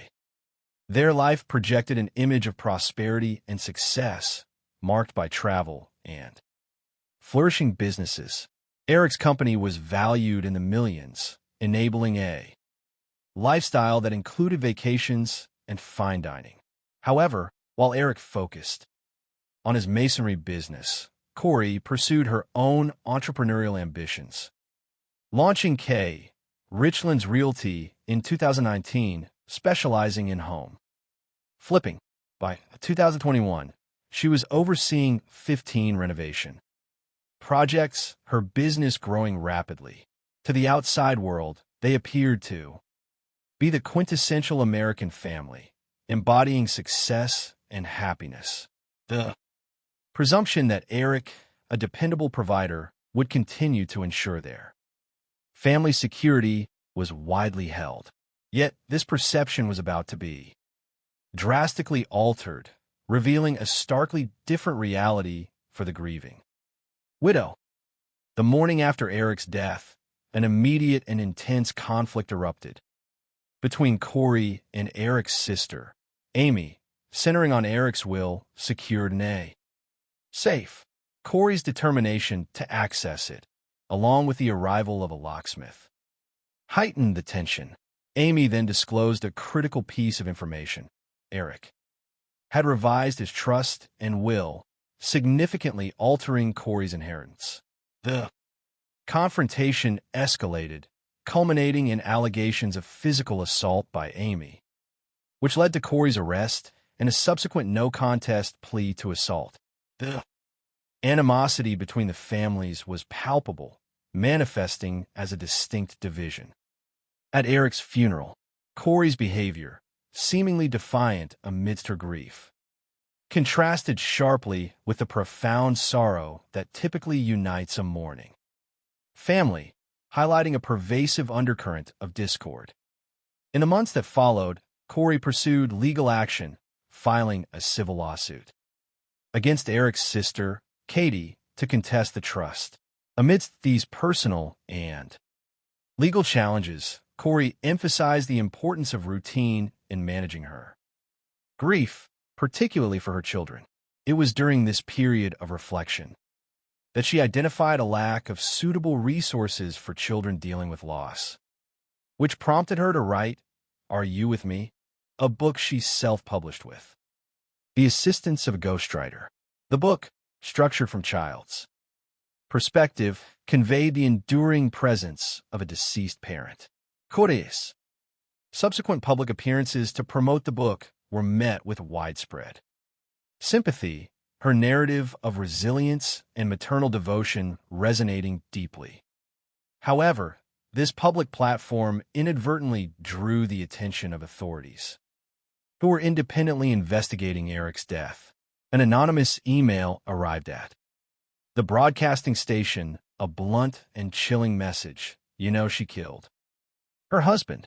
This message signaled that the investigation, previously focused on a natural cause, was now shifting towards criminal inquiry.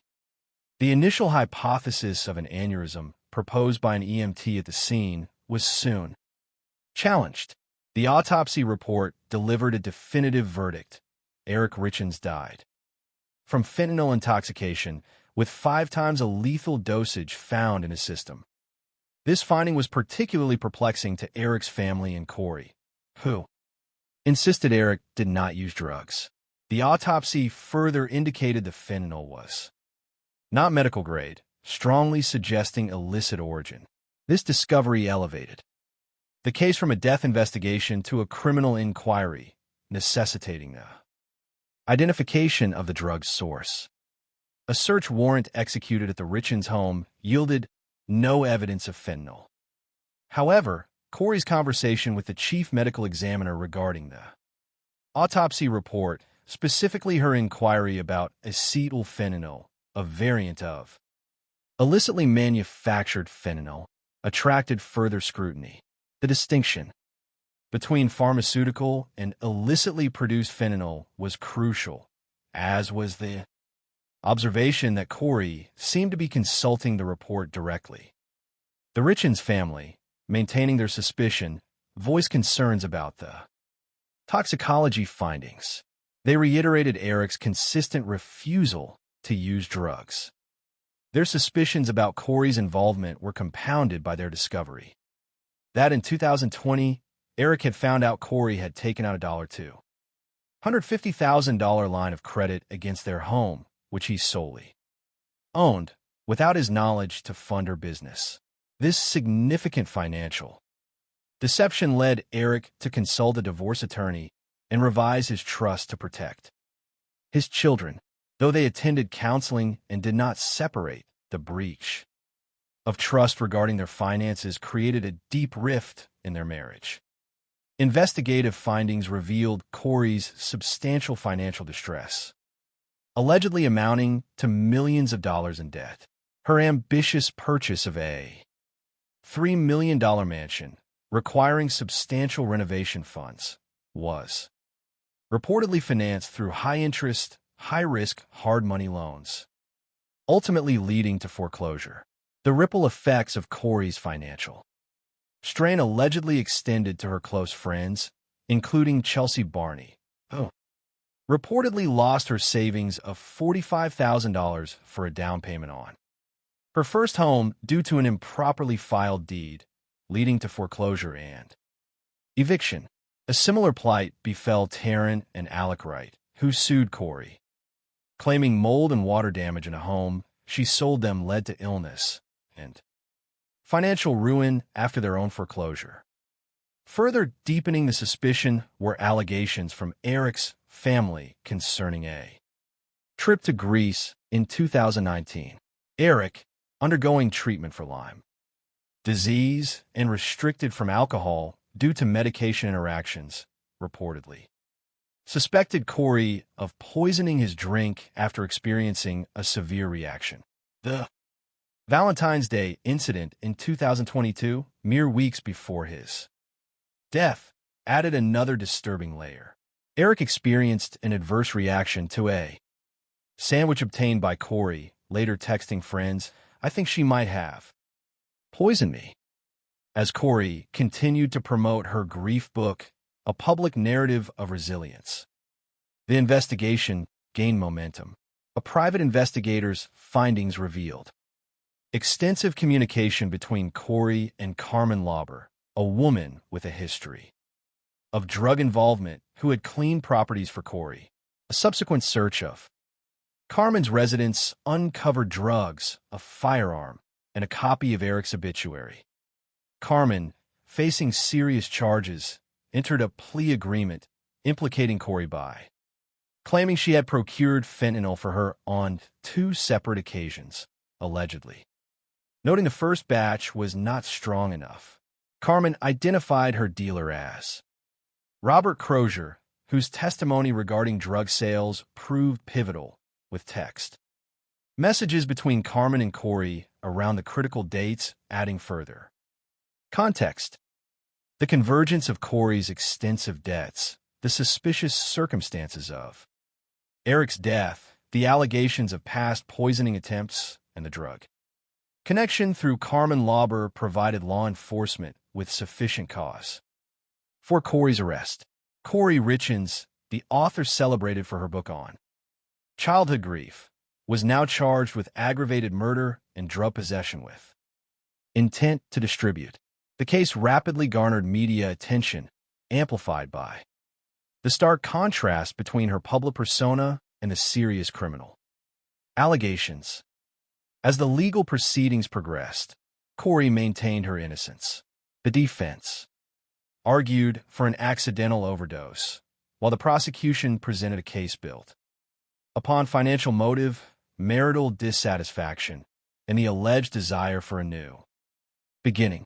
The prosecution called key witnesses, including Carmen Lauber, who testified under immunity, and Robert Crozier, whose account evolved during testimony. Friends Becky Lloyd and Allie Stakings provided testimony about conversations with Corey and Eric, though the defense questioned the accuracy of these accounts.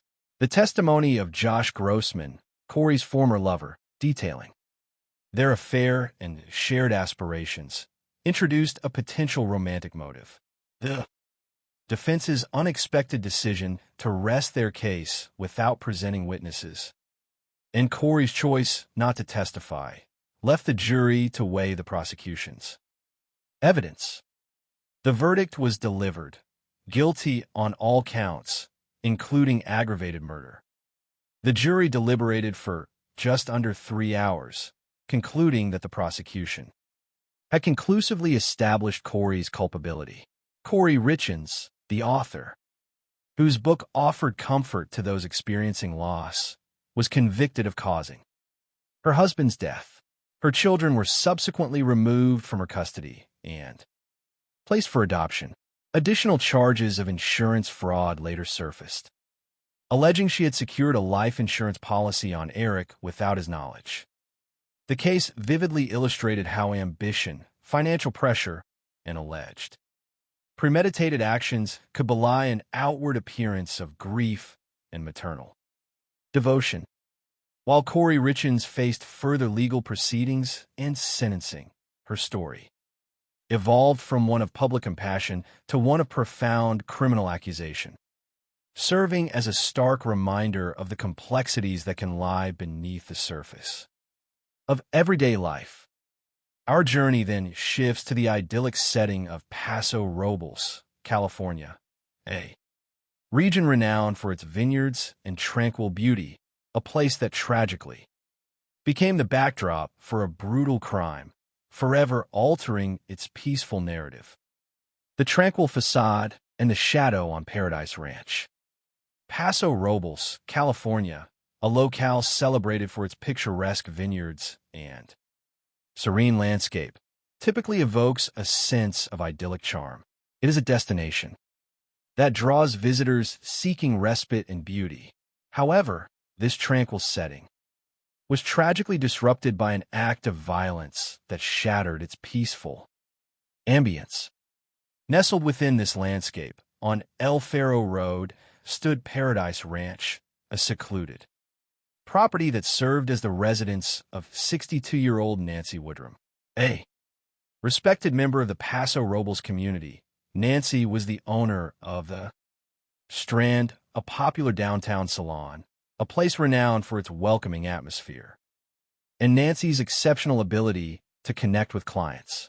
Her daughter, Amanda, who now carries on her mother's legacy as a stylist, cherishes photographs that encapsulate their close bond, recalling her mother's love for horses and the outdoors, and her profound spiritual faith. Nancy, a devout Jehovah's Witness, raised Amanda with strong moral principles and a deeply held hope for a future. Paradise. Her faith served as a cornerstone, particularly in navigating significant personal losses. The death of her infant son, Christopher, just 10 days after birth, the passing of her daughter, Amy, from cystic fibrosis before her 18th birthday, and the sudden heart attack that claimed her husband, Robert. Nancy's faith was her enduring solace. Paradise Ranch, acquired in 2006, was initially a renovation project that transformed into a home, later becoming a vacation rental. Nancy named it Paradise Ranch, a poignant reflection of her spiritual beliefs. In early May, the ranch buzzed with activity as approximately 20 wedding guests checked in for a local vineyard wedding. The bride, having found the property online, described it as a fairy tale place, and Nancy, embodying her characteristic warmth, personally welcomed the guests, mentioning her nearby residence.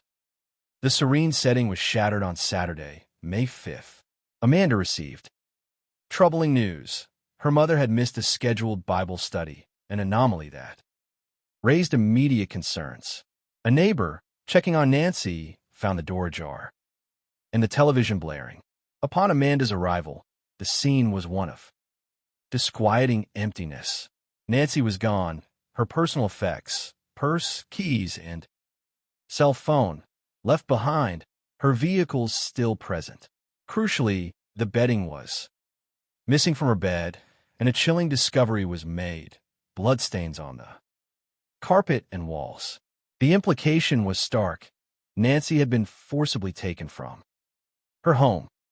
The investigation immediately zeroed in on the wedding guests present on the property, with more than 20 individuals potentially having access to Nancy. The pool of suspects and witnesses was considerable. The fact that a wedding guest, sleeping mere walls away from Nancy's cottage, reported hearing nothing, despite the door being open, added a layer of perplexing silence. Initial focus also fell on individuals with recent access to the property due to its sale, including contractors like painter Carlo Fuentes and general contractor Sean Bloom, who had a documented history of disputes with Nancy. Fuentes' initial cooperative demeanor and lack of criminal record initially placed him outside suspicion, while Bloom's prior threats warranted further investigation. Investigators delved into Nancy's personal life, her profound spiritual faith, and the significant personal tragedies she had endured, recognizing how these experiences shaped her resilience and offered her solace. A critical advancement in the case came through the use of Google geofencing technology. An interrupted 911 call from Nancy's phone at midnight 17 provided a precise timeline. This data, combined with the geofencing analysis, identified a cell phone pinging within Nancy's studio during the critical hours. A subsequent warrant for subscriber information traced the device to Carlo Fuentes, the painter. Carlo Fuentes, initially perceived as a straightforward, hard-working individual with no criminal record, became the focus of intense investigation. A review of his internet search history revealed a disturbing hidden life marked by searches for explicit content involving older women, suggesting a potential obsession that tragically intersected with Nancy's life. Detectives obtained a DNA sample from a discarded beverage container, which provided a crucial match to DNA found on a bloody pillow at the crime scene, firmly linking Carlo Fuentes to the assault. Confronted with this evidence, Carlo's narrative shifted from an initial claim of accidental vehicular impact to a confession of rape and murder. He admitted returning to the property with sexual intentions, raping Nancy, and then suffocating her with a pillow for approximately 45 minutes. He further confessed to concealing her body in the remote Carrizo Plain, eventually leading investigators to her remains. Carlo's subsequent plea to life without parole, foregoing a trial, marked a definitive legal conclusion. Nancy Woodrum, a woman of strength, faith, and deep love, was remembered by her family for her profound impact. Her life tragically cut short. The juxtaposition of Corey Richan's story, marked by alleged financial desperation and calculated deception, and Carlo Fuentes' narrative, driven by deviant desires and criminal acts, underscores the diverse psychological factors that can lead to extreme violence. Both cases highlight the meticulous, often painstaking work of investigators who piece together fragmented clues, apply cutting-edge technology, and navigate complex psychological terrain to uncover the truth and bring perpetrators to justice. They remind us that the pursuit of Justice is a testament to human resilience and the unwavering commitment to uncovering truth, even in the face of profound darkness. The triumph of good over evil, though often hard-won, remains the enduring narrative arc. From a psychological perspective, the case of Kouri Richins presents a fascinating study in dissonance. Her public persona as a grieving mother and author championing childhood bereavement created a powerful narrative of empathy. This narrative, however, may have served as a calculated mask, potentially concealing a more self-serving agenda driven by severe financial distress.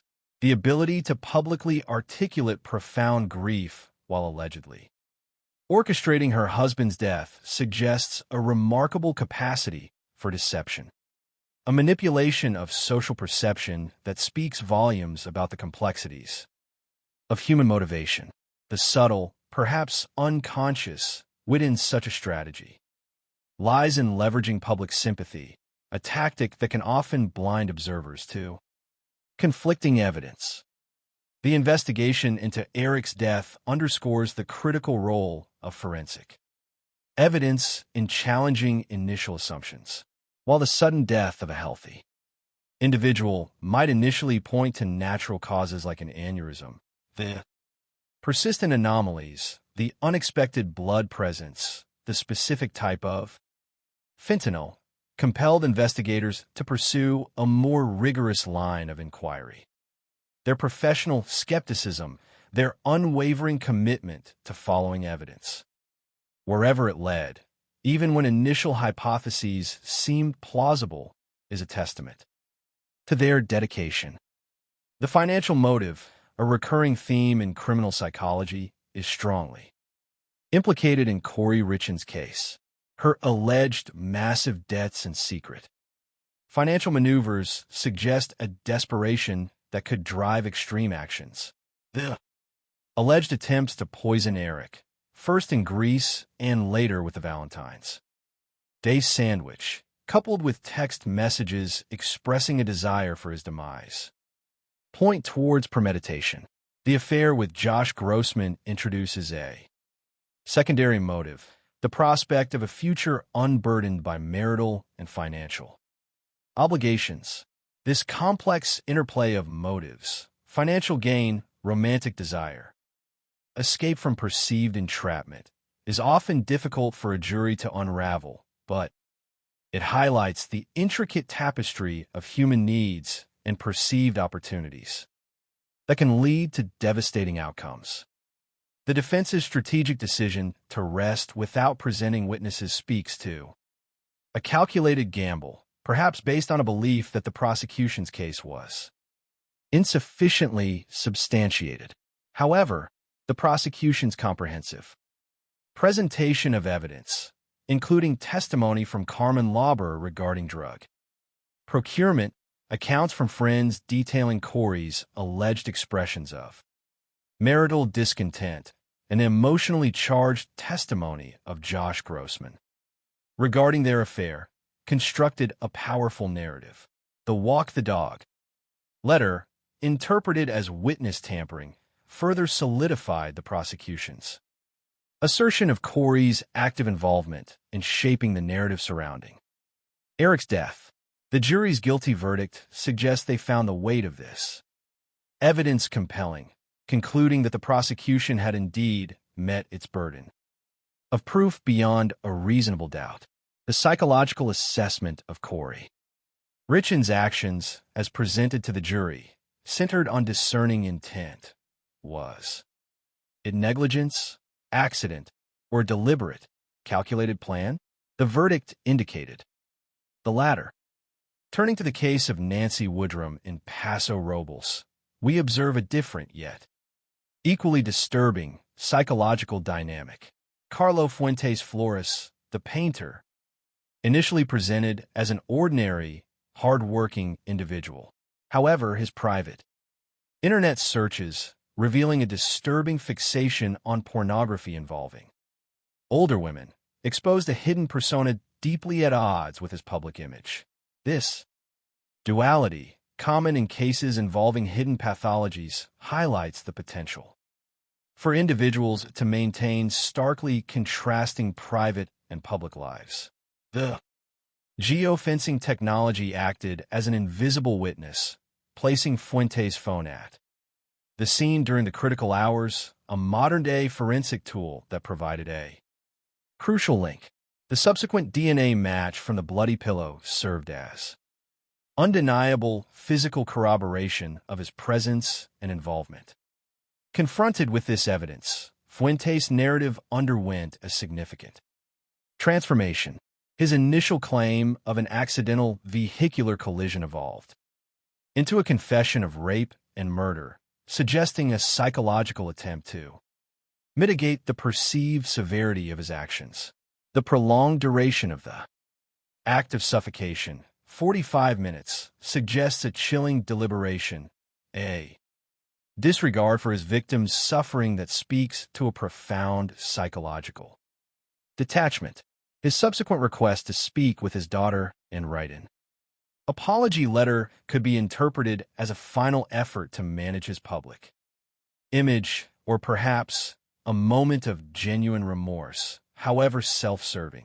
The slow plea represents a pragmatic calculation, weighing the certainty of life, imprisonment against the uncertainties of a trial, further illustrating a strategic mindset even in the face of overwhelming guilt.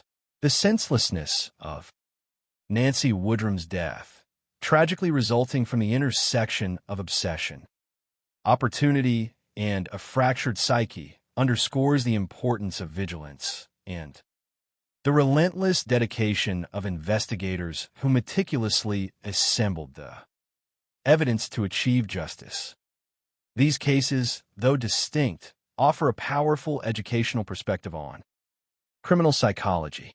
They illuminate the multifaceted motivations behind criminal acts, the intricate investigative processes, and the unwavering pursuit of truth. They provide healthy entertainment not through gratuitous sensationalism, but by demonstrating how meticulous investigation, scientific advancement, and unwavering dedication can ultimately expose and counteract malevolence, reinforcing the fundamental triumph of justice. They serve as reminders of the darkest aspects of human behavior, yet more importantly, they showcase the resilience of the human spirit, the power of empathy, and the enduring quest for righteousness. The human mind, a landscape of profound paradoxes, can harbor both the deepest love and the most chilling malice. As a criminal psychologist and detective novelist, I've dedicated my career to exploring these complexities, to understanding the subtle currents of thought and emotion that can lead individuals down paths of darkness, and to celebrating the unwavering dedication of those who seek to bring them to light. The narratives of justice are often built upon the meticulous dissection of these psychological complexities, revealing truths that lie hidden beneath layers of performance, grief, or carefully constructed deception.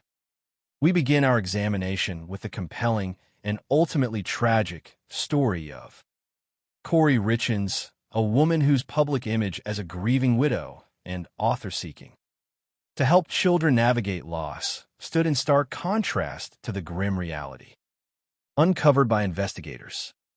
The author's grief, the unseen hand, a psychological deep dive.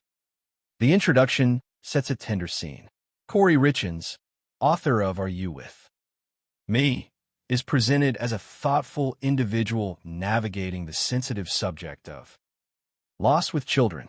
She speaks of her husband, Eric, who passed away unexpectedly the previous year at the age of 39, leaving her and their 3 young sons, aged 10, 9, and 6, in a state of profound shock.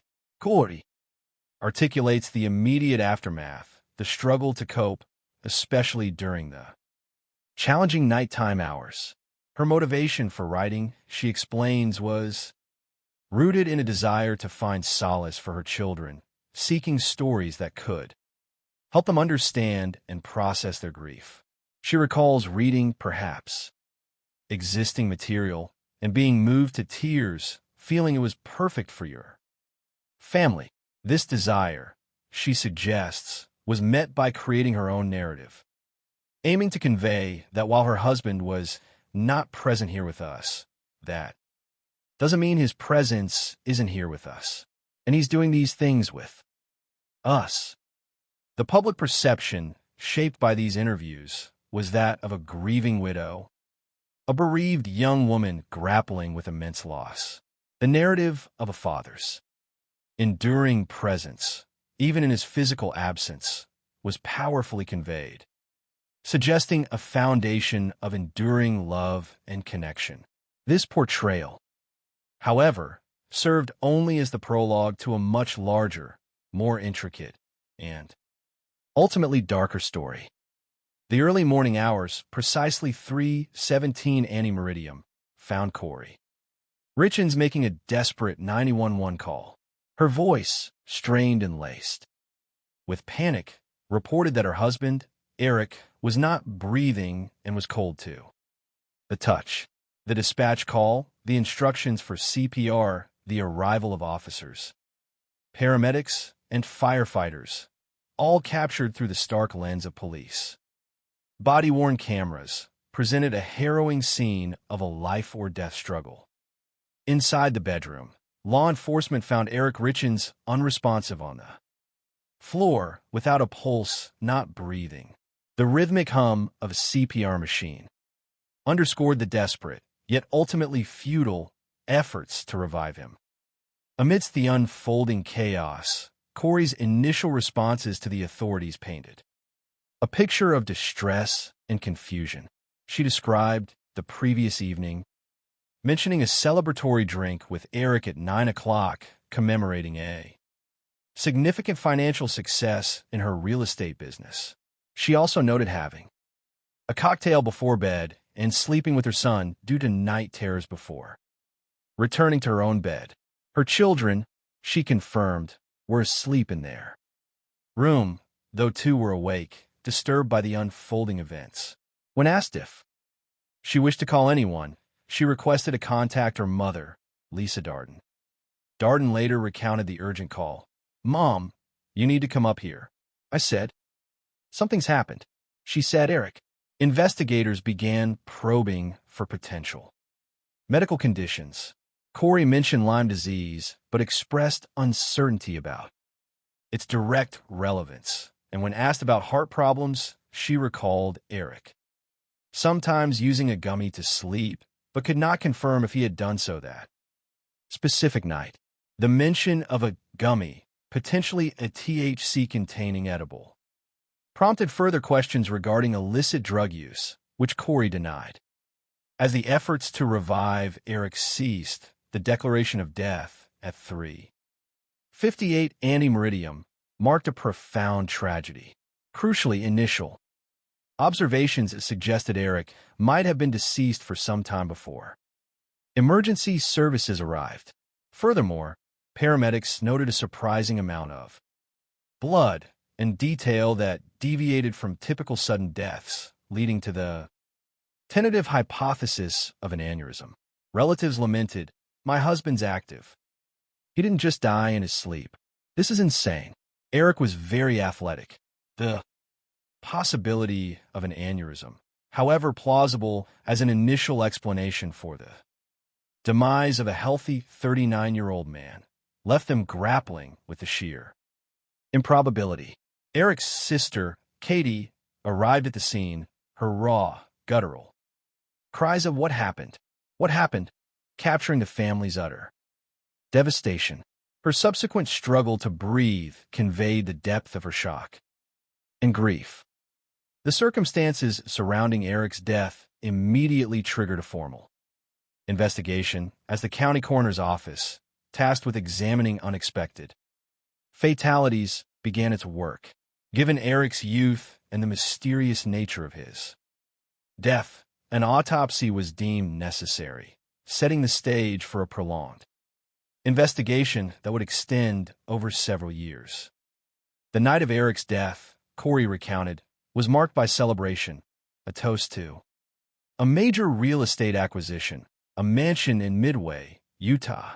This venture, a significant business opportunity, represented the culmination of a dream forged from Corey's childhood experiences cleaning homes for the affluent, a yearning to transcend her circumstances and attain financial independence.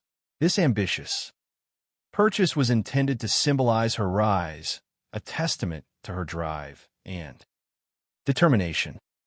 Corey's personal journey reflected a relentless pursuit of upward mobility.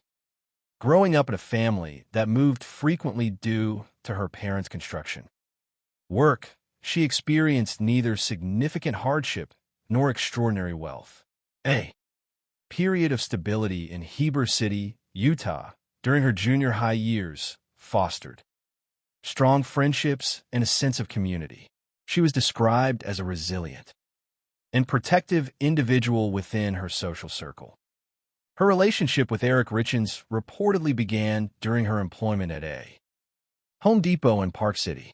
Eric, a successful stonemason, was a frequent customer. Their connection, characterized by sparks flying and instant chemistry, quickly blossomed. Despite a notable age difference, Corey found herself deeply drawn to Eric. Eric hailed from Bountiful, Utah, and grew up on a family cattle ranch.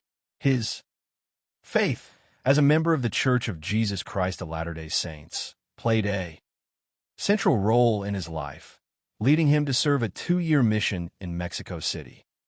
Before establishing his thriving stonemasonry business, CNE Masonry, Eric was known for his dynamic personality, skillfully balancing demanding work with an active pursuit of outdoor recreation, including ATVs, camping, and trophy hunting. Corey and Eric married in a backyard ceremony. Shortly before the wedding, Eric's mother presented Corey with a prenup stipulating that his business would remain his sole property, with Corey benefiting only upon his death during their marriage.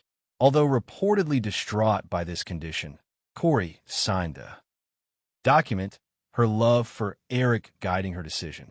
While some of Eric's family members harbored reservations about Corey, their relationship eventually stabilized, leading to their marriage and the subsequent birth of their 3 sons within a 4-year span.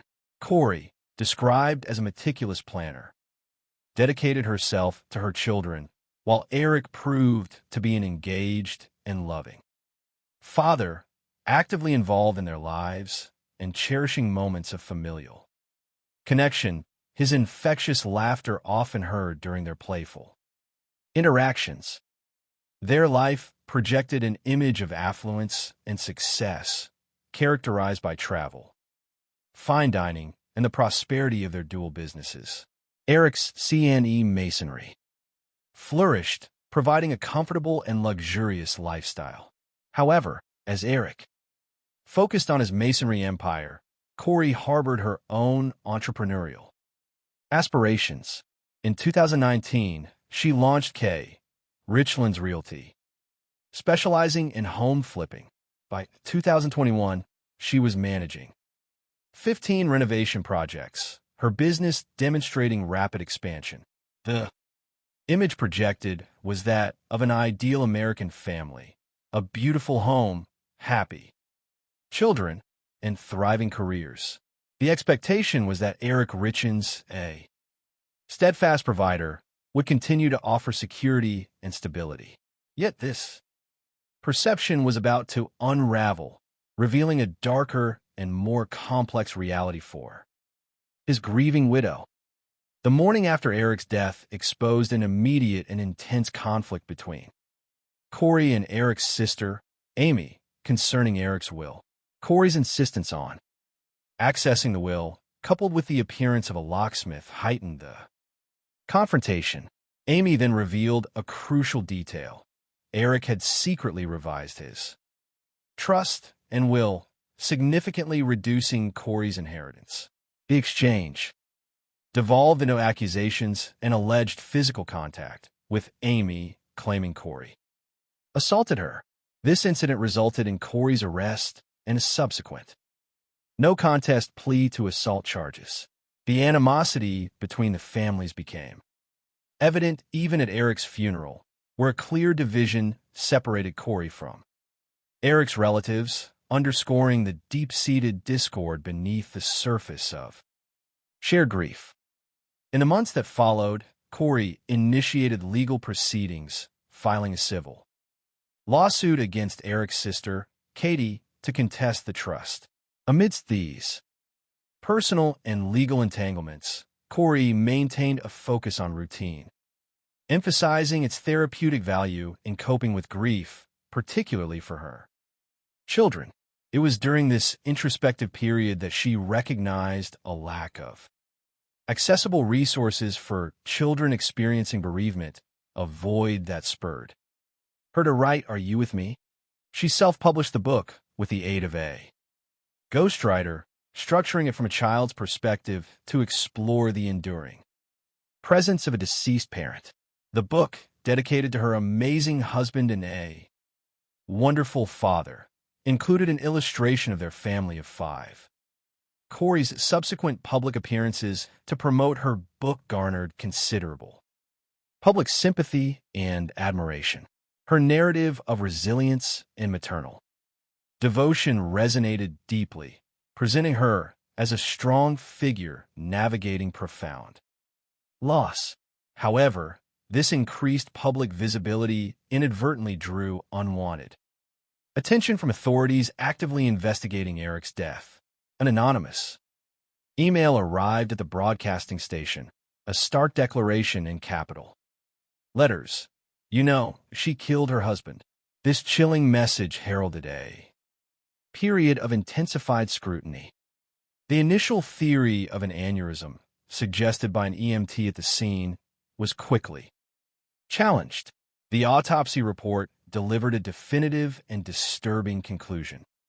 Eric Richins died from fentanyl intoxication, with 5 times the lethal dosage detected in his system. This finding stunned Eric's family and Corey, who adamantly stated Eric did not use drugs. The autopsy further revealed that the fentanyl was not of medical grade, strongly suggesting illicit street drug origin. This critical piece of evidence transformed the death investigation into a criminal inquiry, mandating the identification of the fentanyl source. A search warrant executed at the Richins residence, specifically targeting illegal drugs, yielded no fentanyl. However, Corey's subsequent conversation with the chief medical examiner regarding the autopsy report, particularly her specific inquiry about acetyl fentanyl, a variant of illicitly manufactured fentanyl, drew further attention. The distinction between pharmaceutical and illicitly produced fentanyl was highlighted, as was the observation that Corey seemed to be referencing specific details from the report. The Richins family, harboring persistent suspicions, voiced their concerns regarding the toxicology findings, reiterating Eric's lifelong avoidance of drugs. Their belief that Corey played a role was bolstered by their own discoveries. In 2020, Eric reportedly learned that Corey had secretly obtained a $250,000 line of credit against their home, which he solely owned, to finance her business ventures. This significant financial deception created a deep rift in their marriage, leading Eric to consult a divorce attorney and subsequently revise his trust to ensure his children's financial security.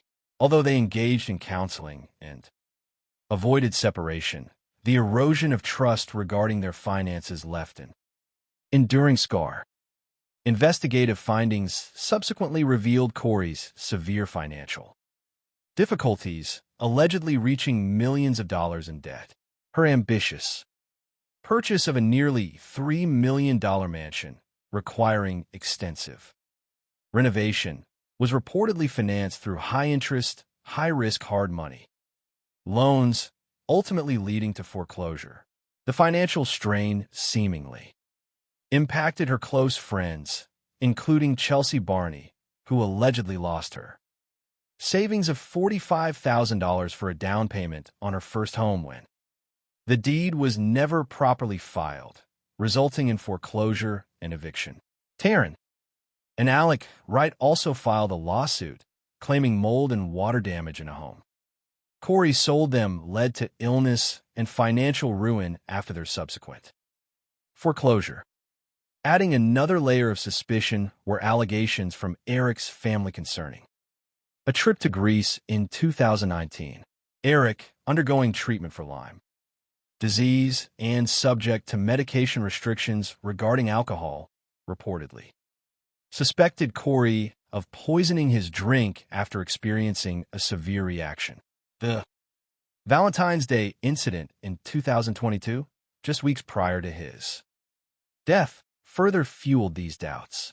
Eric experienced an adverse reaction to a sandwich obtained by Corey, later texting friends, "I think she might have poisoned me." As Corey continued to promote her grief book, projecting an image of resilience. The investigation intensified, supported by a private investigator's findings. Authorities focused on her communications. Phone records indicated extensive contact with Carmen Lauber, a woman with a history of drug involvement who had previously worked for Corey. A subsequent search of Carmen's residence uncovered drugs, a firearm, and, disturbingly, a copy of Eric's obituary. Carmen, facing serious legal charges, entered into a plea agreement implicating Corey by claiming she had procured fentanyl for her on 2 separate occasions, allegedly, remarking that the initial dose was not strong enough. Carmen identified her dealer as Robert Crozier, whose testimony concerning drug sales proved significant, with text messages exchanged between Carmen and Corey around the critical dates, providing further corroborating evidence.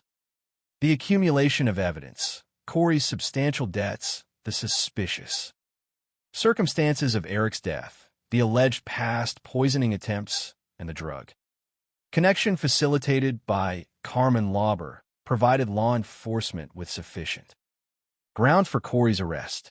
Corey Richins, the author lauded for her book on childhood grief, now faced charges of aggravated murder and drug possession with intent to distribute. The case garnered widespread media attention, dramatically amplifying the contrast between her compassionate public persona and the serious criminal allegations. As legal proceedings commenced, Corey maintained her innocence. The defense argued for an accidental overdose, while the prosecution presented a case predicated on financial motive, marital discord, and the alleged pursuit of a new life. Key witnesses included Carmen Lauber, testifying under immunity, and Robert Crozier, whose account evolved during his testimony. Friends Becky Lloyd and Allie Stakings provided testimony regarding conversations with Corey and Eric, though the defense questioned the accuracy of these recollections. The testimony of Josh Grossman, Corey's former lover, detailing their affair and shared dreams, introduced a potential romantic motive. The defense's unexpected decision to rest their case without presenting witnesses, coupled with Corey's waiver of her right to testify, placed the jury in a position to deliberate solely on the prosecution's evidence. The verdict arrived swiftly, guilty on all counts, including aggravated murder. The jury deliberated for less than 3 hours, concluding that the prosecution had met its burden of proof. Corey Richins, the author celebrated for her insights into grief, was convicted of causing her husband's death. Her children were subsequently removed from her custody and placed for adoption. Additional charges of insurance fraud later emerged, alleging she had obtained a life Insurance policy on Eric without his knowledge. The case served as a stark demonstration of how ambition, financial pressure, and alleged premeditated actions could mask outward displays of grief and maternal devotion. While Corey Richins faced further legal proceedings and sentencing, her narrative had irrevocably shifted from that of a compassionate author to a convicted murderer, serving as a profound cautionary tale regarding the deceptive potential that can lie beneath even the most sympathetic facades. From the serene landscapes of Utah, our investigation now transitions to the sun-drenched vineyards of Paso Robles, California, a region celebrated for its beauty and tranquility, which tragically became the stage for a brutal crime, irrevocably altering its peaceful image. The tranquil facade and the shadow on Paradise Ranch, a psychological examination. Paso Robles, California, a region famed for its picturesque vineyards and serene natural beauty, typically evokes an aura of idyllic tranquility. It is a destination that attracts visitors seeking respite and natural splendor. However, this outwardly peaceful setting was tragically shattered by an act of violence that forever altered its serene ambience. Nestled within this landscape, on El Faro Road, lay Paradise Ranch, a secluded property that served as the home of 62-year-old Nancy Woodrum. A respected figure in the Paso Robles community, Nancy owned the Strand, a popular downtown salon renowned for its welcoming atmosphere and Nancy's exceptional ability to foster connections. Her daughter, Amanda, now continuing her mother's legacy as a stylist, cherished photographs capturing their deep bond, recalling her mother's passion for horses, the outdoors, and her profound spiritual faith. Nancy, a devout Jehovah's Witness, raised Amanda with strong moral principles and a deep-seated hope for a future paradise. This faith was a source of comfort, especially in navigating profound personal tragedies. The loss of her infant son, Christopher, mere days after birth, the passing of her daughter, Amy, from cystic fibrosis before her 18th birthday, and a sudden heart attack that claimed her husband, Robert. Nancy's faith provided a bedrock of strength. Paradise Ranch, acquired in 2006, was initially a renovation project that transformed into a beautiful home, later becoming a vacation rental. Nancy named it Paradise Ranch, a poignant reflection of her spiritual beliefs and enduring hope. In early May, the ranch was abuzz with activity as approximately 20 wedding guests arrived for a local vineyard wedding. The bride, who discovered the property online, described it as a fairy tale place, and Nancy, embodying her characteristic warmth, personally greeted the guests, mentioning her nearby residence. The serene environment was irrevocably disrupted on Saturday, May 5th. Amanda received distressing news.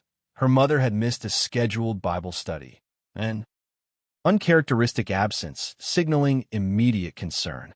A neighbor checking on Nancy found her door ajar and the television blaring. Amanda's subsequent arrival revealed an unsettling emptiness. Nancy was gone. Her personal effects, purse, car keys, and cell phone, remained, and her vehicles were parked outside. Crucially, the bedding was missing from her bed, and a chilling discovery was made: bloodstains on the carpet and walls. The implication was undeniable.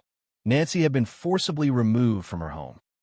The investigation immediately focused on the wedding guests present on the property, with more than 20 individuals potentially having witnessed or participated in the events. The investigation into Nancy Woodrum's disappearance became a complex puzzle.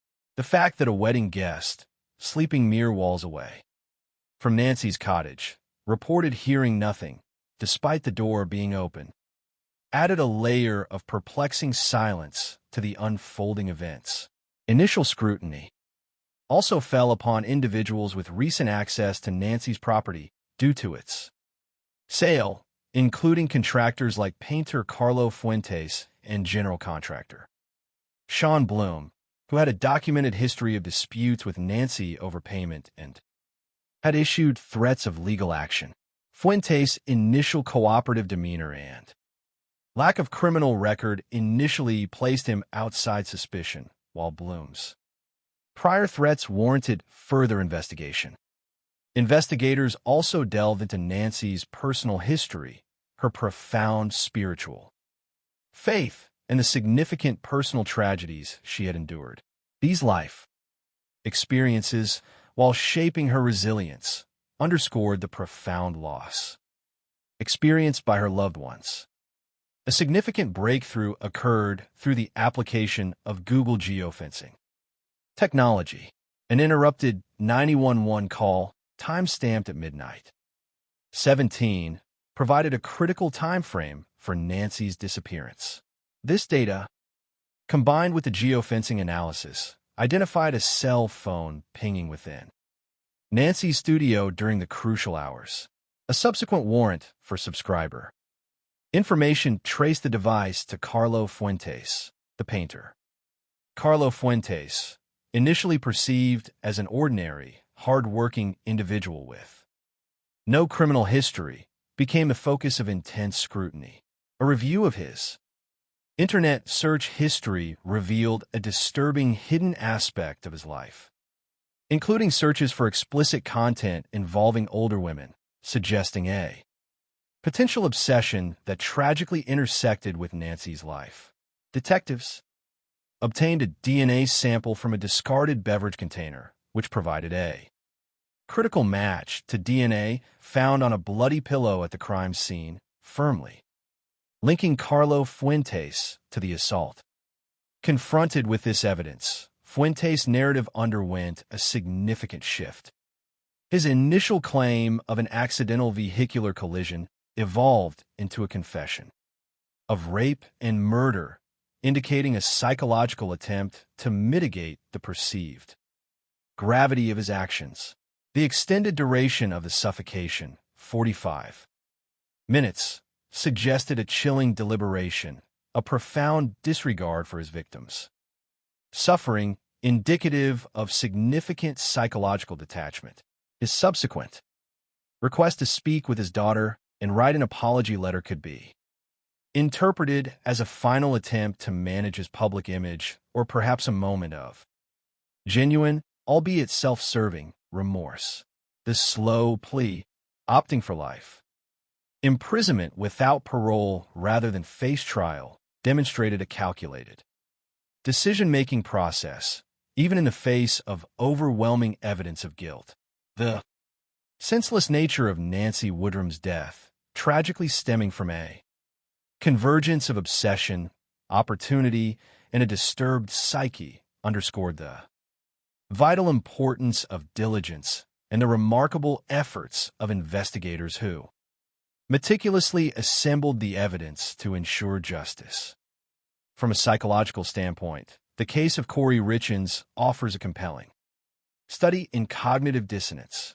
Her public persona as a grieving mother and author advocating for childhood bereavement created a powerful narrative of empathy.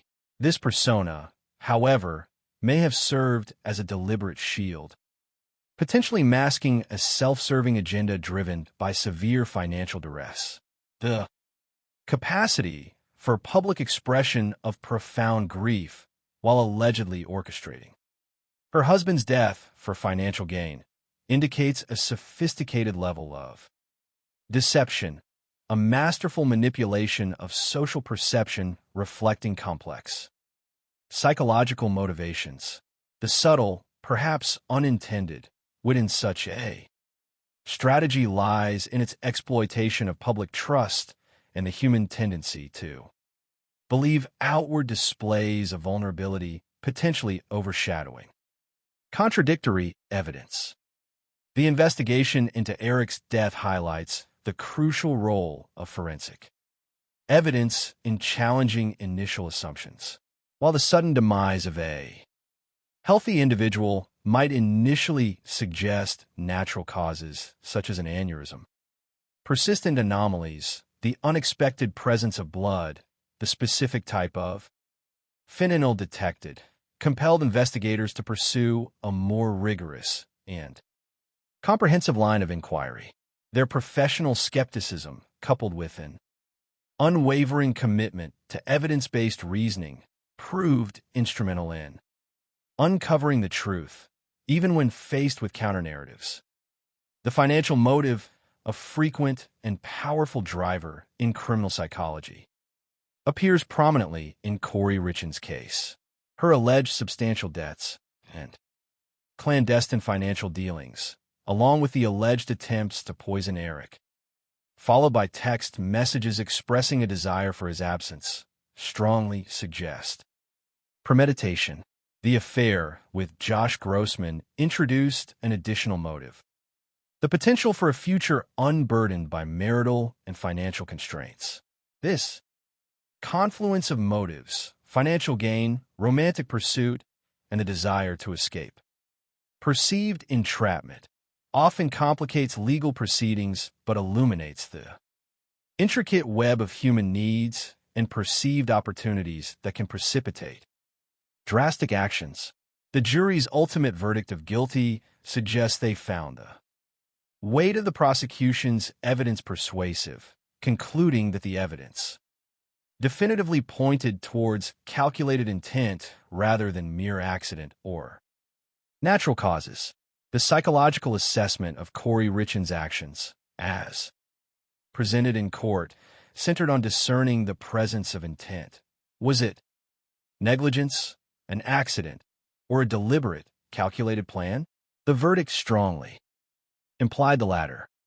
Shifting focus to the case of Nancy Woodrum in Paso Robles, we observe a different, yet equally disturbing, psychological dynamic rooted in illicit desires and criminal behavior disguised by a veneer of normalcy. Carlo Fuentes. Flores, the painter, initially presented as a conventional, hard-working individual. However, a deeper examination of his internet search history revealed a hidden preoccupation with explicit content involving older women, exposing a disturbing duality starkly contrasting with his public persona. This psychological compartmentalization, where individuals maintain distinct public and private identities, is not uncommon in criminal cases. The search history, in this context, transcended mere curiosity, providing concrete evidence of a specific sexual fixation that tragically intersected with Nancy Woodrum's life. The application of geofencing technology proved instrumental, acting as an invisible witness that placed Fuentes' phone at the crime scene during the critical hours. This technological advancement, bridging traditional investigative methods with sophisticated data analysis, signifies a pivotal shift in criminal investigation. The subsequent DNA match from the bloody pillow provided irrefutable physical evidence, solidifying his presence and involvement at the scene. Confronted with this evidence, Fuentes' narrative underwent a significant transformation. His initial claim of an accidental vehicular collision morphed into a confession of rape and murder, suggesting a psychological attempt to mitigate the perceived gravity of his actions.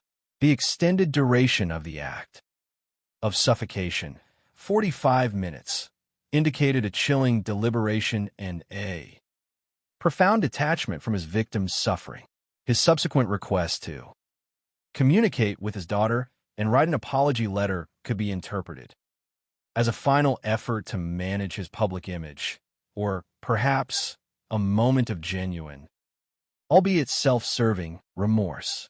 The decision for a slow plea, opting for life imprisonment without parole, reflects a calculated assessment, weighing the certainty of this sentence against the unpredictable outcome of a trial, thus underscoring his strategic mindset even amidst overwhelming evidence of guilt.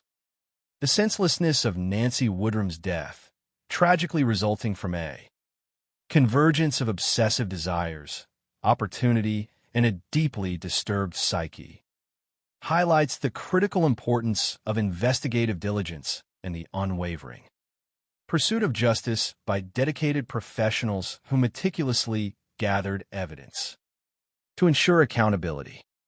These cases, though distinct in their specifics, offer invaluable insights into criminal psychology and the workings of the justice system. They underscore the capacity for profound deception, the power of hidden motives, and the meticulous dedication required to unravel complex crimes. Ultimately, they serve not only as cautionary tales, but also as affirmations of human resilience and the enduring pursuit of truth and justice, demonstrating that even in the darkest of circumstances, the light of justice can and will ultimately prevail. The intricate tapestry of a human mind, a realm of both profound connection and chilling isolation, is a subject that has long fascinated me, both as a criminal psychologist and a writer of detective fiction. The journey from seemingly ordinary life to the depths of criminal action is often paved with subtle psychological shifts, betrayals of trust, and motivations that, while sometimes obscure, are rooted in recognizable human experiences, ambition, desire, fear, and, at times, a terrifying emptiness. These narratives underscore the critical work of investigators who, with methodical precision and deep psychological insight, strive to illuminate these hidden paths and bring clarity to chaos. Our focus today falls upon two compelling narratives that illustrate the often startling contrast between outward appearance and inner reality, showcasing the unwavering dedication required to pursue justice. We begin in the starkly beautiful, yet ultimately tragic, landscape of Utah with the story of Corey Richens, a woman whose public persona as a grieving mother and advocate stood in stark opposition to the dark allegations that would ultimately define her legal battle. The author's grief, the unseen hand, a psychological deep dive. The introduction draws us into a world touched by loss, as Corey Richens, author of Are You With Me?, discusses the delicate art of navigating grief with children. Her personal narrative, marked by the unexpected death of her husband, Eric, at 39, serves as the genesis for her work. The tragedy, she explains, left her and their 3 sons, 10, 9, and 6 years old, in a state of profound shock, marking just a year since Eric's passing. The transition from her personal journey of processing grief to writing, she states, was driven by her observations of her children's struggles, particularly during the difficult nighttime hours. She sought a narrative, a story that could offer them solace, a way to convey that even in absence, their father's presence endured. Just because he's not present here with us, she articulates, that doesn't mean his presence isn't here with us, and he's doing these things with us. Viewers witnessing these initial accounts saw a grieving widow, a woman whose strength lay in her vulnerability and her maternal dedication. Her narrative painted a picture of enduring love, suggesting that a father's influence continues, albeit in a different form.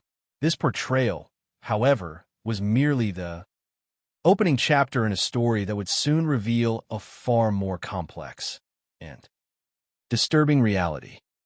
The stark truth began to unfold in the pre-dawn hours.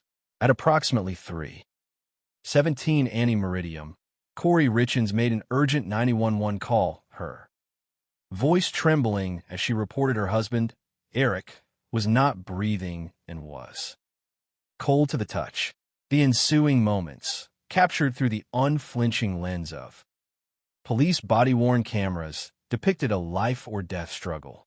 Dispatchers provided guidance for CPR, while officers, paramedics, and firefighters converged on the scene. Within the bedroom, law enforcement encountered Eric Richins unresponsive on the floor, his life extinguished. The rhythmic hum of a CPR machine served as a grim counterpoint to the desperate, yet ultimately futile, efforts to revive him. In the midst of this unfolding crisis, Corey's initial interactions with authorities revealed a state of profound distress. She described the previous evening, including a celebratory drink with Eric at 9 o'clock, commemorating a significant financial achievement in her real estate business. She also mentioned sleeping with her son due to night terrors, only returning to her own bed later. Her children, she confirmed, were asleep in their room, though two were awakened by the commotion. When questioned about Eric's medical history, Corey mentioned Lyme disease, but expressed uncertainty about its relevance. She also recalled Eric occasionally using a gummy to sleep, but could not definitively confirm if he had done so that night. The mention of a gummy, possibly a THC-containing edible, led to inquiries about illicit drug use, which Corey denied, as the official pronouncement of Eric's death came at 3:58 a.m. Meridium, indicating he had likely been deceased for some time prior to the arrival of emergency services. A detail emerged that began to shift the investigative focus. Paramedics noted an unusual amount of blood, a detail that seemed inconsistent with a simple, natural death. This observation, coupled with Eric's young age and athletic build, prompted a re-evaluation of the initial assumptions, leading to the tentative hypothesis of an aneurysm. Relatives voiced their disbelief, stating, "He didn't just die in his sleep. This is insane." Eric was very athletic. The suddenness and the unexplained presence of blood cast a shadow of mystery over the event. Eric's sister, Katie, arriving at the scene, her anguish captured in raw cries of "What happened? What happened?" vividly conveyed the family's profound shock and grief.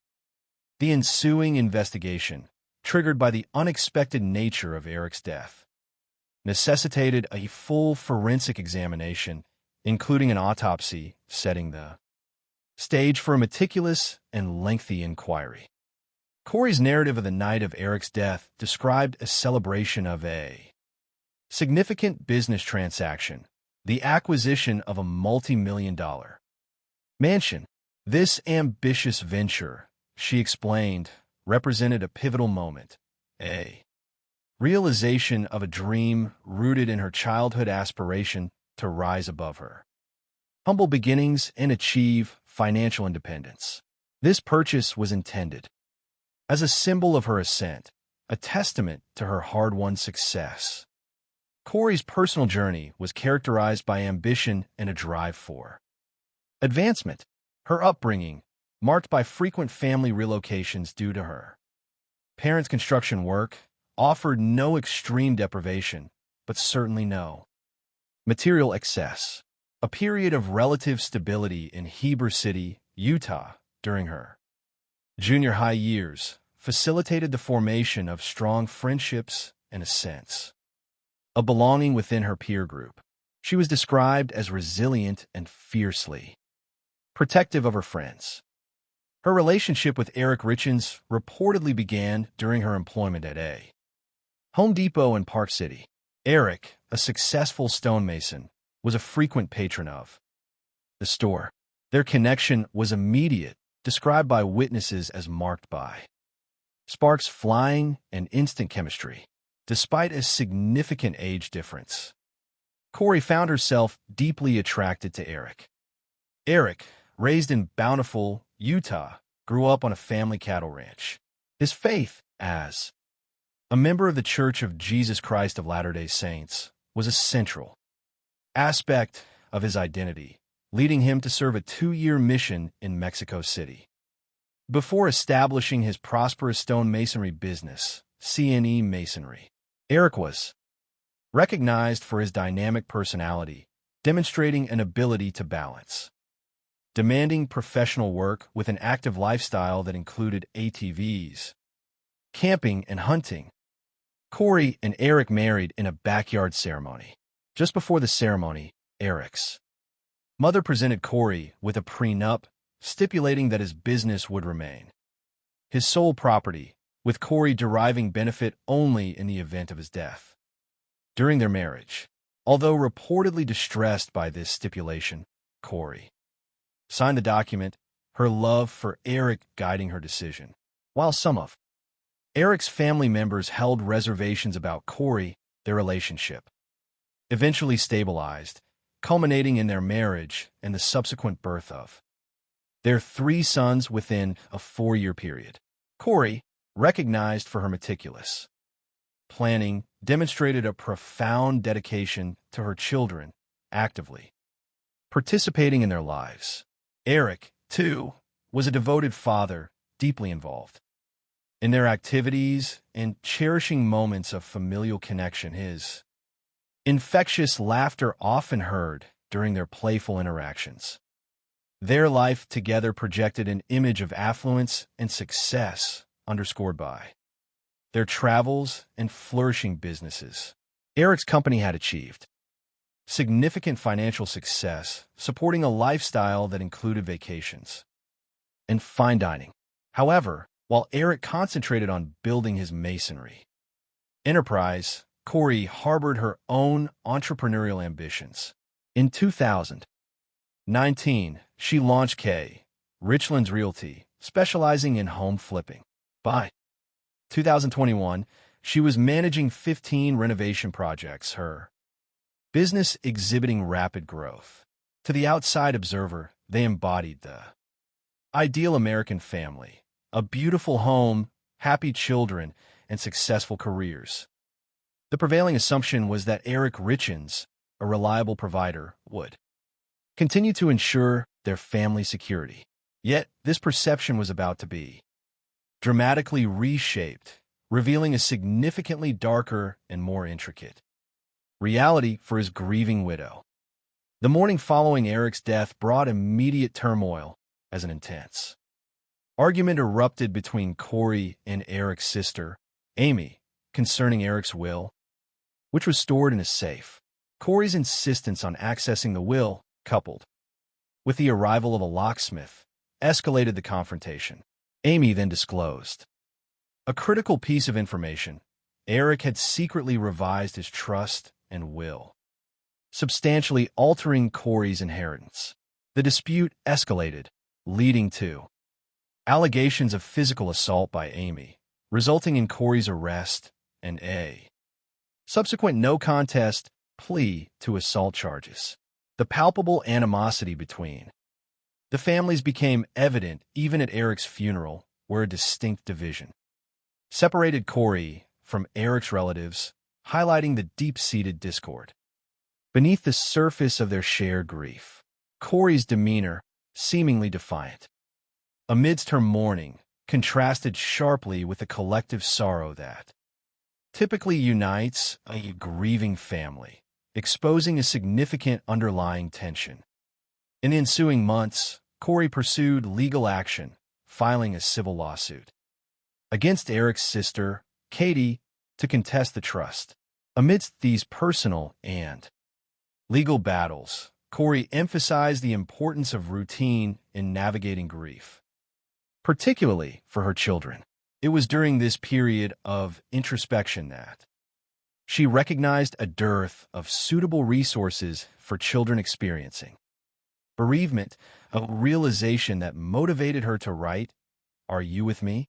She self-published the book, enlisting the aid of a ghostwriter, and structured it from a child's perspective to convey the enduring presence of a deceased parent. The book, dedicated to her amazing husband and a wonderful father, included an illustration of their family of 5. Corey's subsequent public appearances to promote her book elicited considerable public sympathy and admiration. Her narrative of resilience and maternal devotion resonated deeply, positioning her as a strong figure overcoming profound loss. However, this increased public exposure inadvertently attracted unwanted attention from authorities who were independently investigating Eric's death. An anonymous email arrived at the broadcasting station delivering a stark message in bold, capital letters. "You know, she killed her husband." This chilling missive signaled the onset of intensified scrutiny. The initial hypothesis of an aneurysm, suggested by an EMT at the scene, was soon undermined. The autopsy report delivered a definitive and alarming conclusion. Eric Richins had died from fentanyl intoxication with 5 times the lethal dosage detected in his system.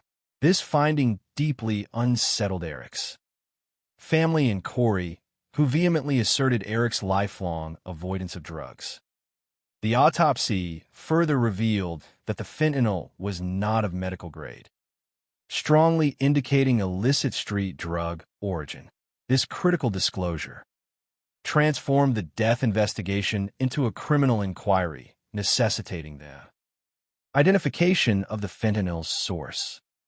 A search warrant executed at the Richins residence, targeting illegal drugs, yielded no fentanyl. However, Corey's subsequent conversation with the chief medical examiner concerning the autopsy report, specifically her query about acetylfentanyl, a variant of illicitly manufactured fentanyl, drew further investigative focus. The distinction between pharmaceutical and illicitly produced fentanyl was deemed critical, as was the observation that Corey appeared to be consulting the report directly. The Richins family, harboring persistent suspicions, articulated their concerns regarding the toxicology findings, reiterating Eric's lifelong abstention from drug use. Their belief in Corey's potential involvement was amplified by their own discoveries. In 2020, Eric reportedly learned that Corey had secretly secured a $250,000 line of credit against their home, which he solely owned, to finance her business ventures. This significant financial deception created a profound rift in their marriage, prompting Eric to consult a divorce attorney and subsequently revise his trust to safeguard his children's financial future. Although they participated in counseling and did not separate, the breach of trust concerning their finances left a lasting scar on their relationship. Investigative findings subsequently revealed Corey's substantial financial difficulties, allegedly amounting to millions of dollars in debt. Her ambitious acquisition of a nearly $3 million mansion, necessitating extensive renovation costs, was reportedly financed through high-interest, high-risk hard money loans, ultimately resulting in foreclosure. The financial strain appeared to have extended to her close friends, including Chelsea Barney, who reportedly lost her savings of $45,000 for a down payment on her first home when the deed was improperly filed, leading to foreclosure and eviction. Taryn and Alec Wright also filed a lawsuit alleging mold and water damage in a home Corey sold them resulted in illness and financial ruin after their subsequent foreclosure. Adding another layer of suspicion were allegations from Eric's family concerning a trip to Greece in 2019. Eric, undergoing treatment for Lyme disease and prohibited from consuming alcohol due to medication interactions, reportedly suspected Corey of poisoning his drink after experiencing a severe adverse reaction. The Valentine's Day incident in 2022, just Weeks before his death further intensified these doubts. Eric experienced an adverse reaction to a sandwich obtained by Corey, later texting friends, "I think she might have poisoned me." As Corey continued to promote her grief book, projecting an image of resilience. The investigation gained momentum, bolstered by the findings of a private investigator. Authorities focused on her communications.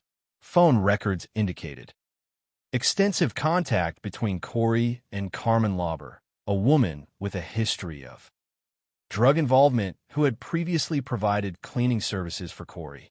A subsequent search of Carmen's residence uncovered drugs, a firearm, and, alarmingly, a copy of Eric's obituary. Carmen, facing serious legal charges, entered into a plea agreement implicating Corey by claiming she had procured fentanyl for her on 2 separate occasions, allegedly noting that the initial dose was not strong enough. Carmen identified her dealer as Robert Kohberger, whose testimony concerning drug sales proved significant, with text messages exchanged between Carmen and Corey around the critical date providing further corroborating evidence. The convergence of Corey's substantial debts, the suspicious circumstances of Eric's death, the alleged past poisoning attempts, and the drug connection, facilitated by Carmen Lauber, provided law enforcement with sufficient grounds for Corey's arrest.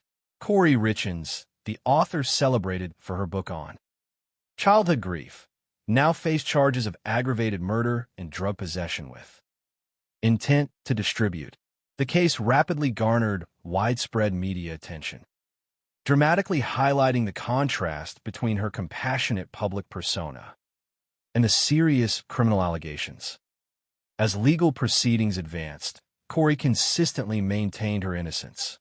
The defense argued for an accidental overdose, while the prosecution presented a case centered on financial motive, marital discord, and the alleged desire for a new life. Key witnesses included Carmen Lauber, testifying under immunity, and Robert Kohberger, whose account evolved during his testimony.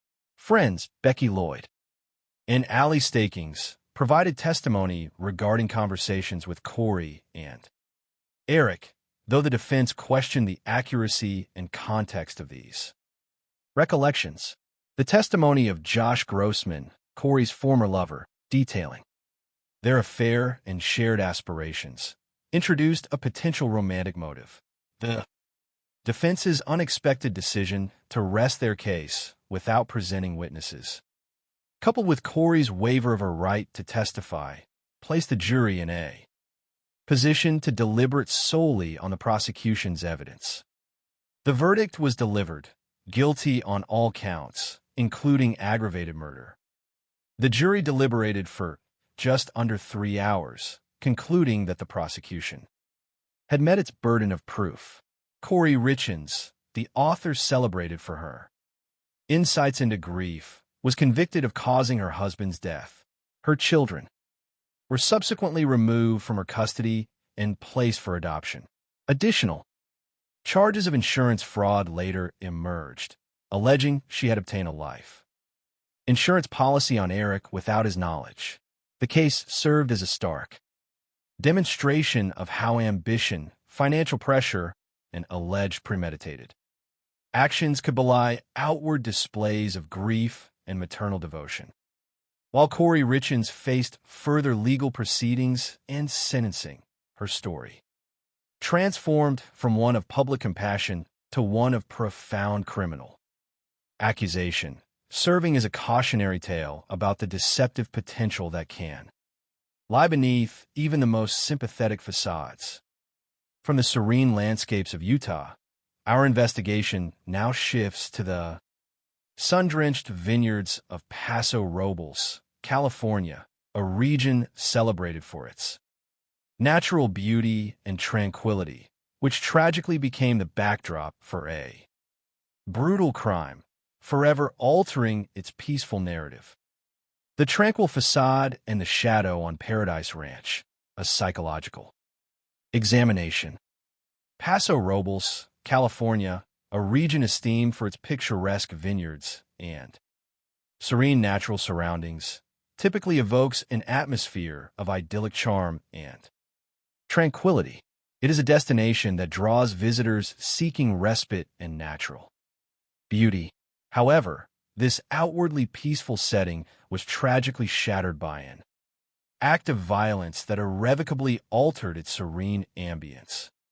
Nestled within this landscape, on El Faro Road, lay Paradise Ranch, a secluded property serving as the home of 62-year-old Nancy Woodrum. A respected figure in the Paso Robles community, Nancy owned the Strand, a popular downtown salon, renowned for its welcoming atmosphere and Nancy's exceptional ability to foster connections. Her daughter, Amanda, now continuing her mother's legacy as a stylist, cherishes photographs capturing their deep bond, recalling her mother's passion for horses, the outdoors, and her profound spiritual faith. Nancy, a devout Jehovah's Witness, raised Amanda with strong moral principles and a deep-seated hope for a future paradise. This faith served as a cornerstone, particularly in navigating significant personal tragedies, the loss of her infant son, Christopher, mere days after birth, the passing of her daughter, Amy, from cystic fibrosis before her 18th birthday, and a sudden heart attack that claimed her husband, Robert. Nancy's faith provided a bedrock of strength. Paradise Ranch, acquired in 2006, was initially a renovation project that evolved into a beautiful home, later repurposed as a vacation rental. Nancy named it Paradise Ranch, a poignant reflection of her spiritual beliefs and enduring hope. In early May, the ranch was alive with activity as approximately 20 wedding guests checked in for a local vineyard wedding. The bride, having discovered the property online, described it as a fairy tale place, and Nancy, embodying her characteristic warmth, personally greeted the guests, mentioning her nearby residence. The serene environment was irrevocably disrupted on Saturday, May 5th. Amanda received distressing news. Her mother had missed a scheduled Bible study, an anomaly signaling immediate concern. A neighbor, checking on Nancy, found her door ajar and the television blaring. Amanda's subsequent arrival revealed an unsettling emptiness. Nancy was gone. Her personal effects, purse, car keys, and cell phone, remained, and her vehicles were parked outside.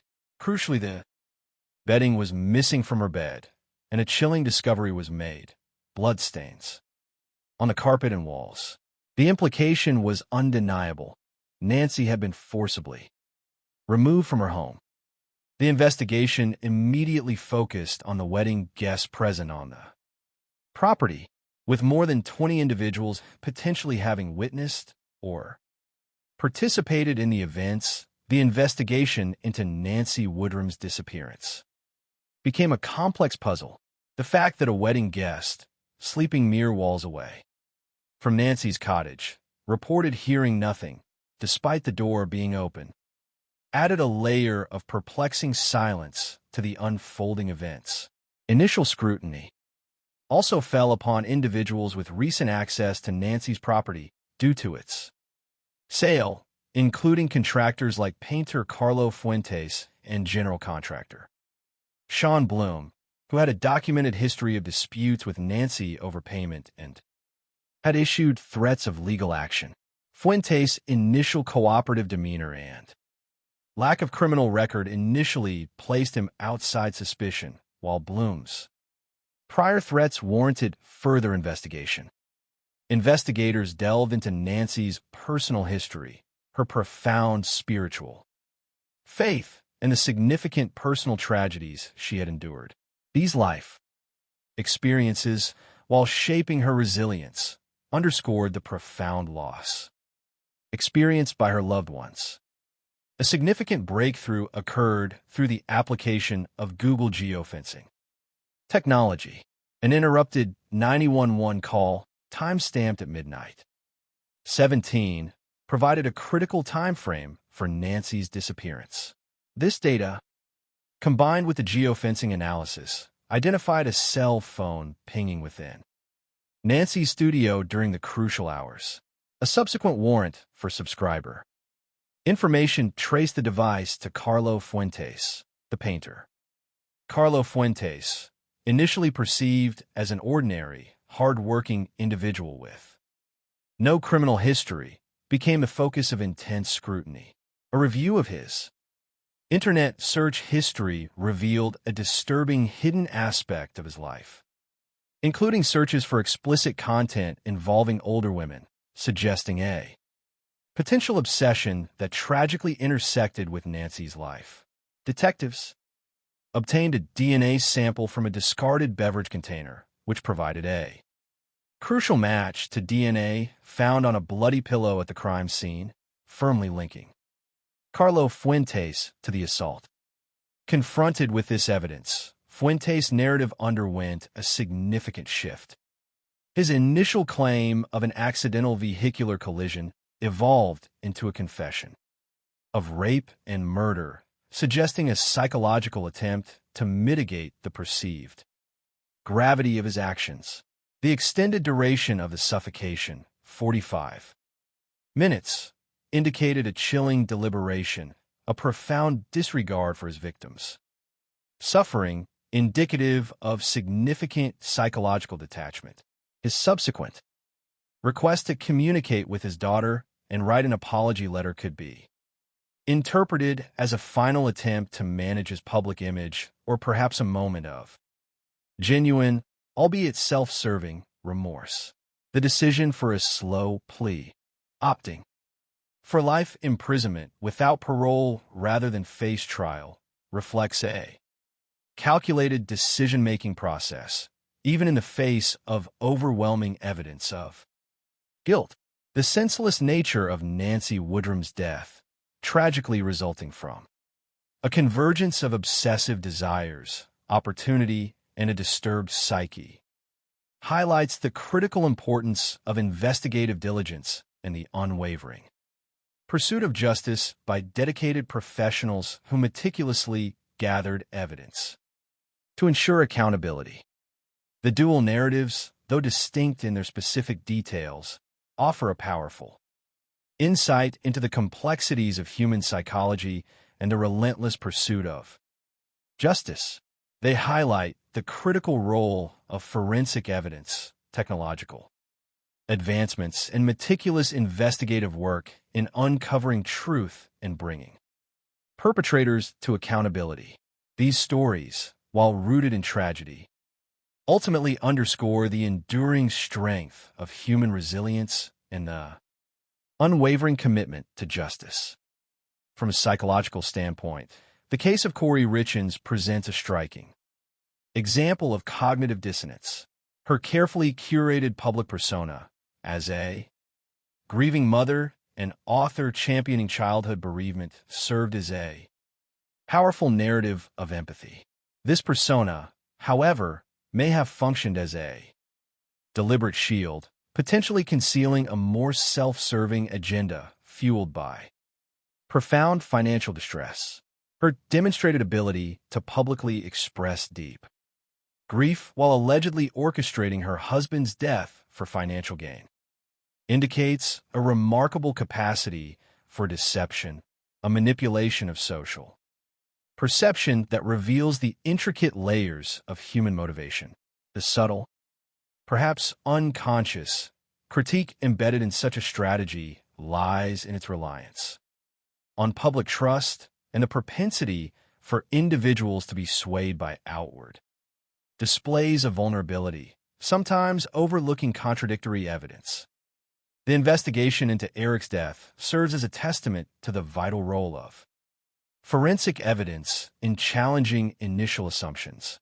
While the sudden death of a healthy individual might initially suggest natural causes, such as an aneurysm, persistent anomalies, the unexpected presence of blood, and the specific type of fentanyl detected compelled investigators to adopt a more rigorous and comprehensive approach.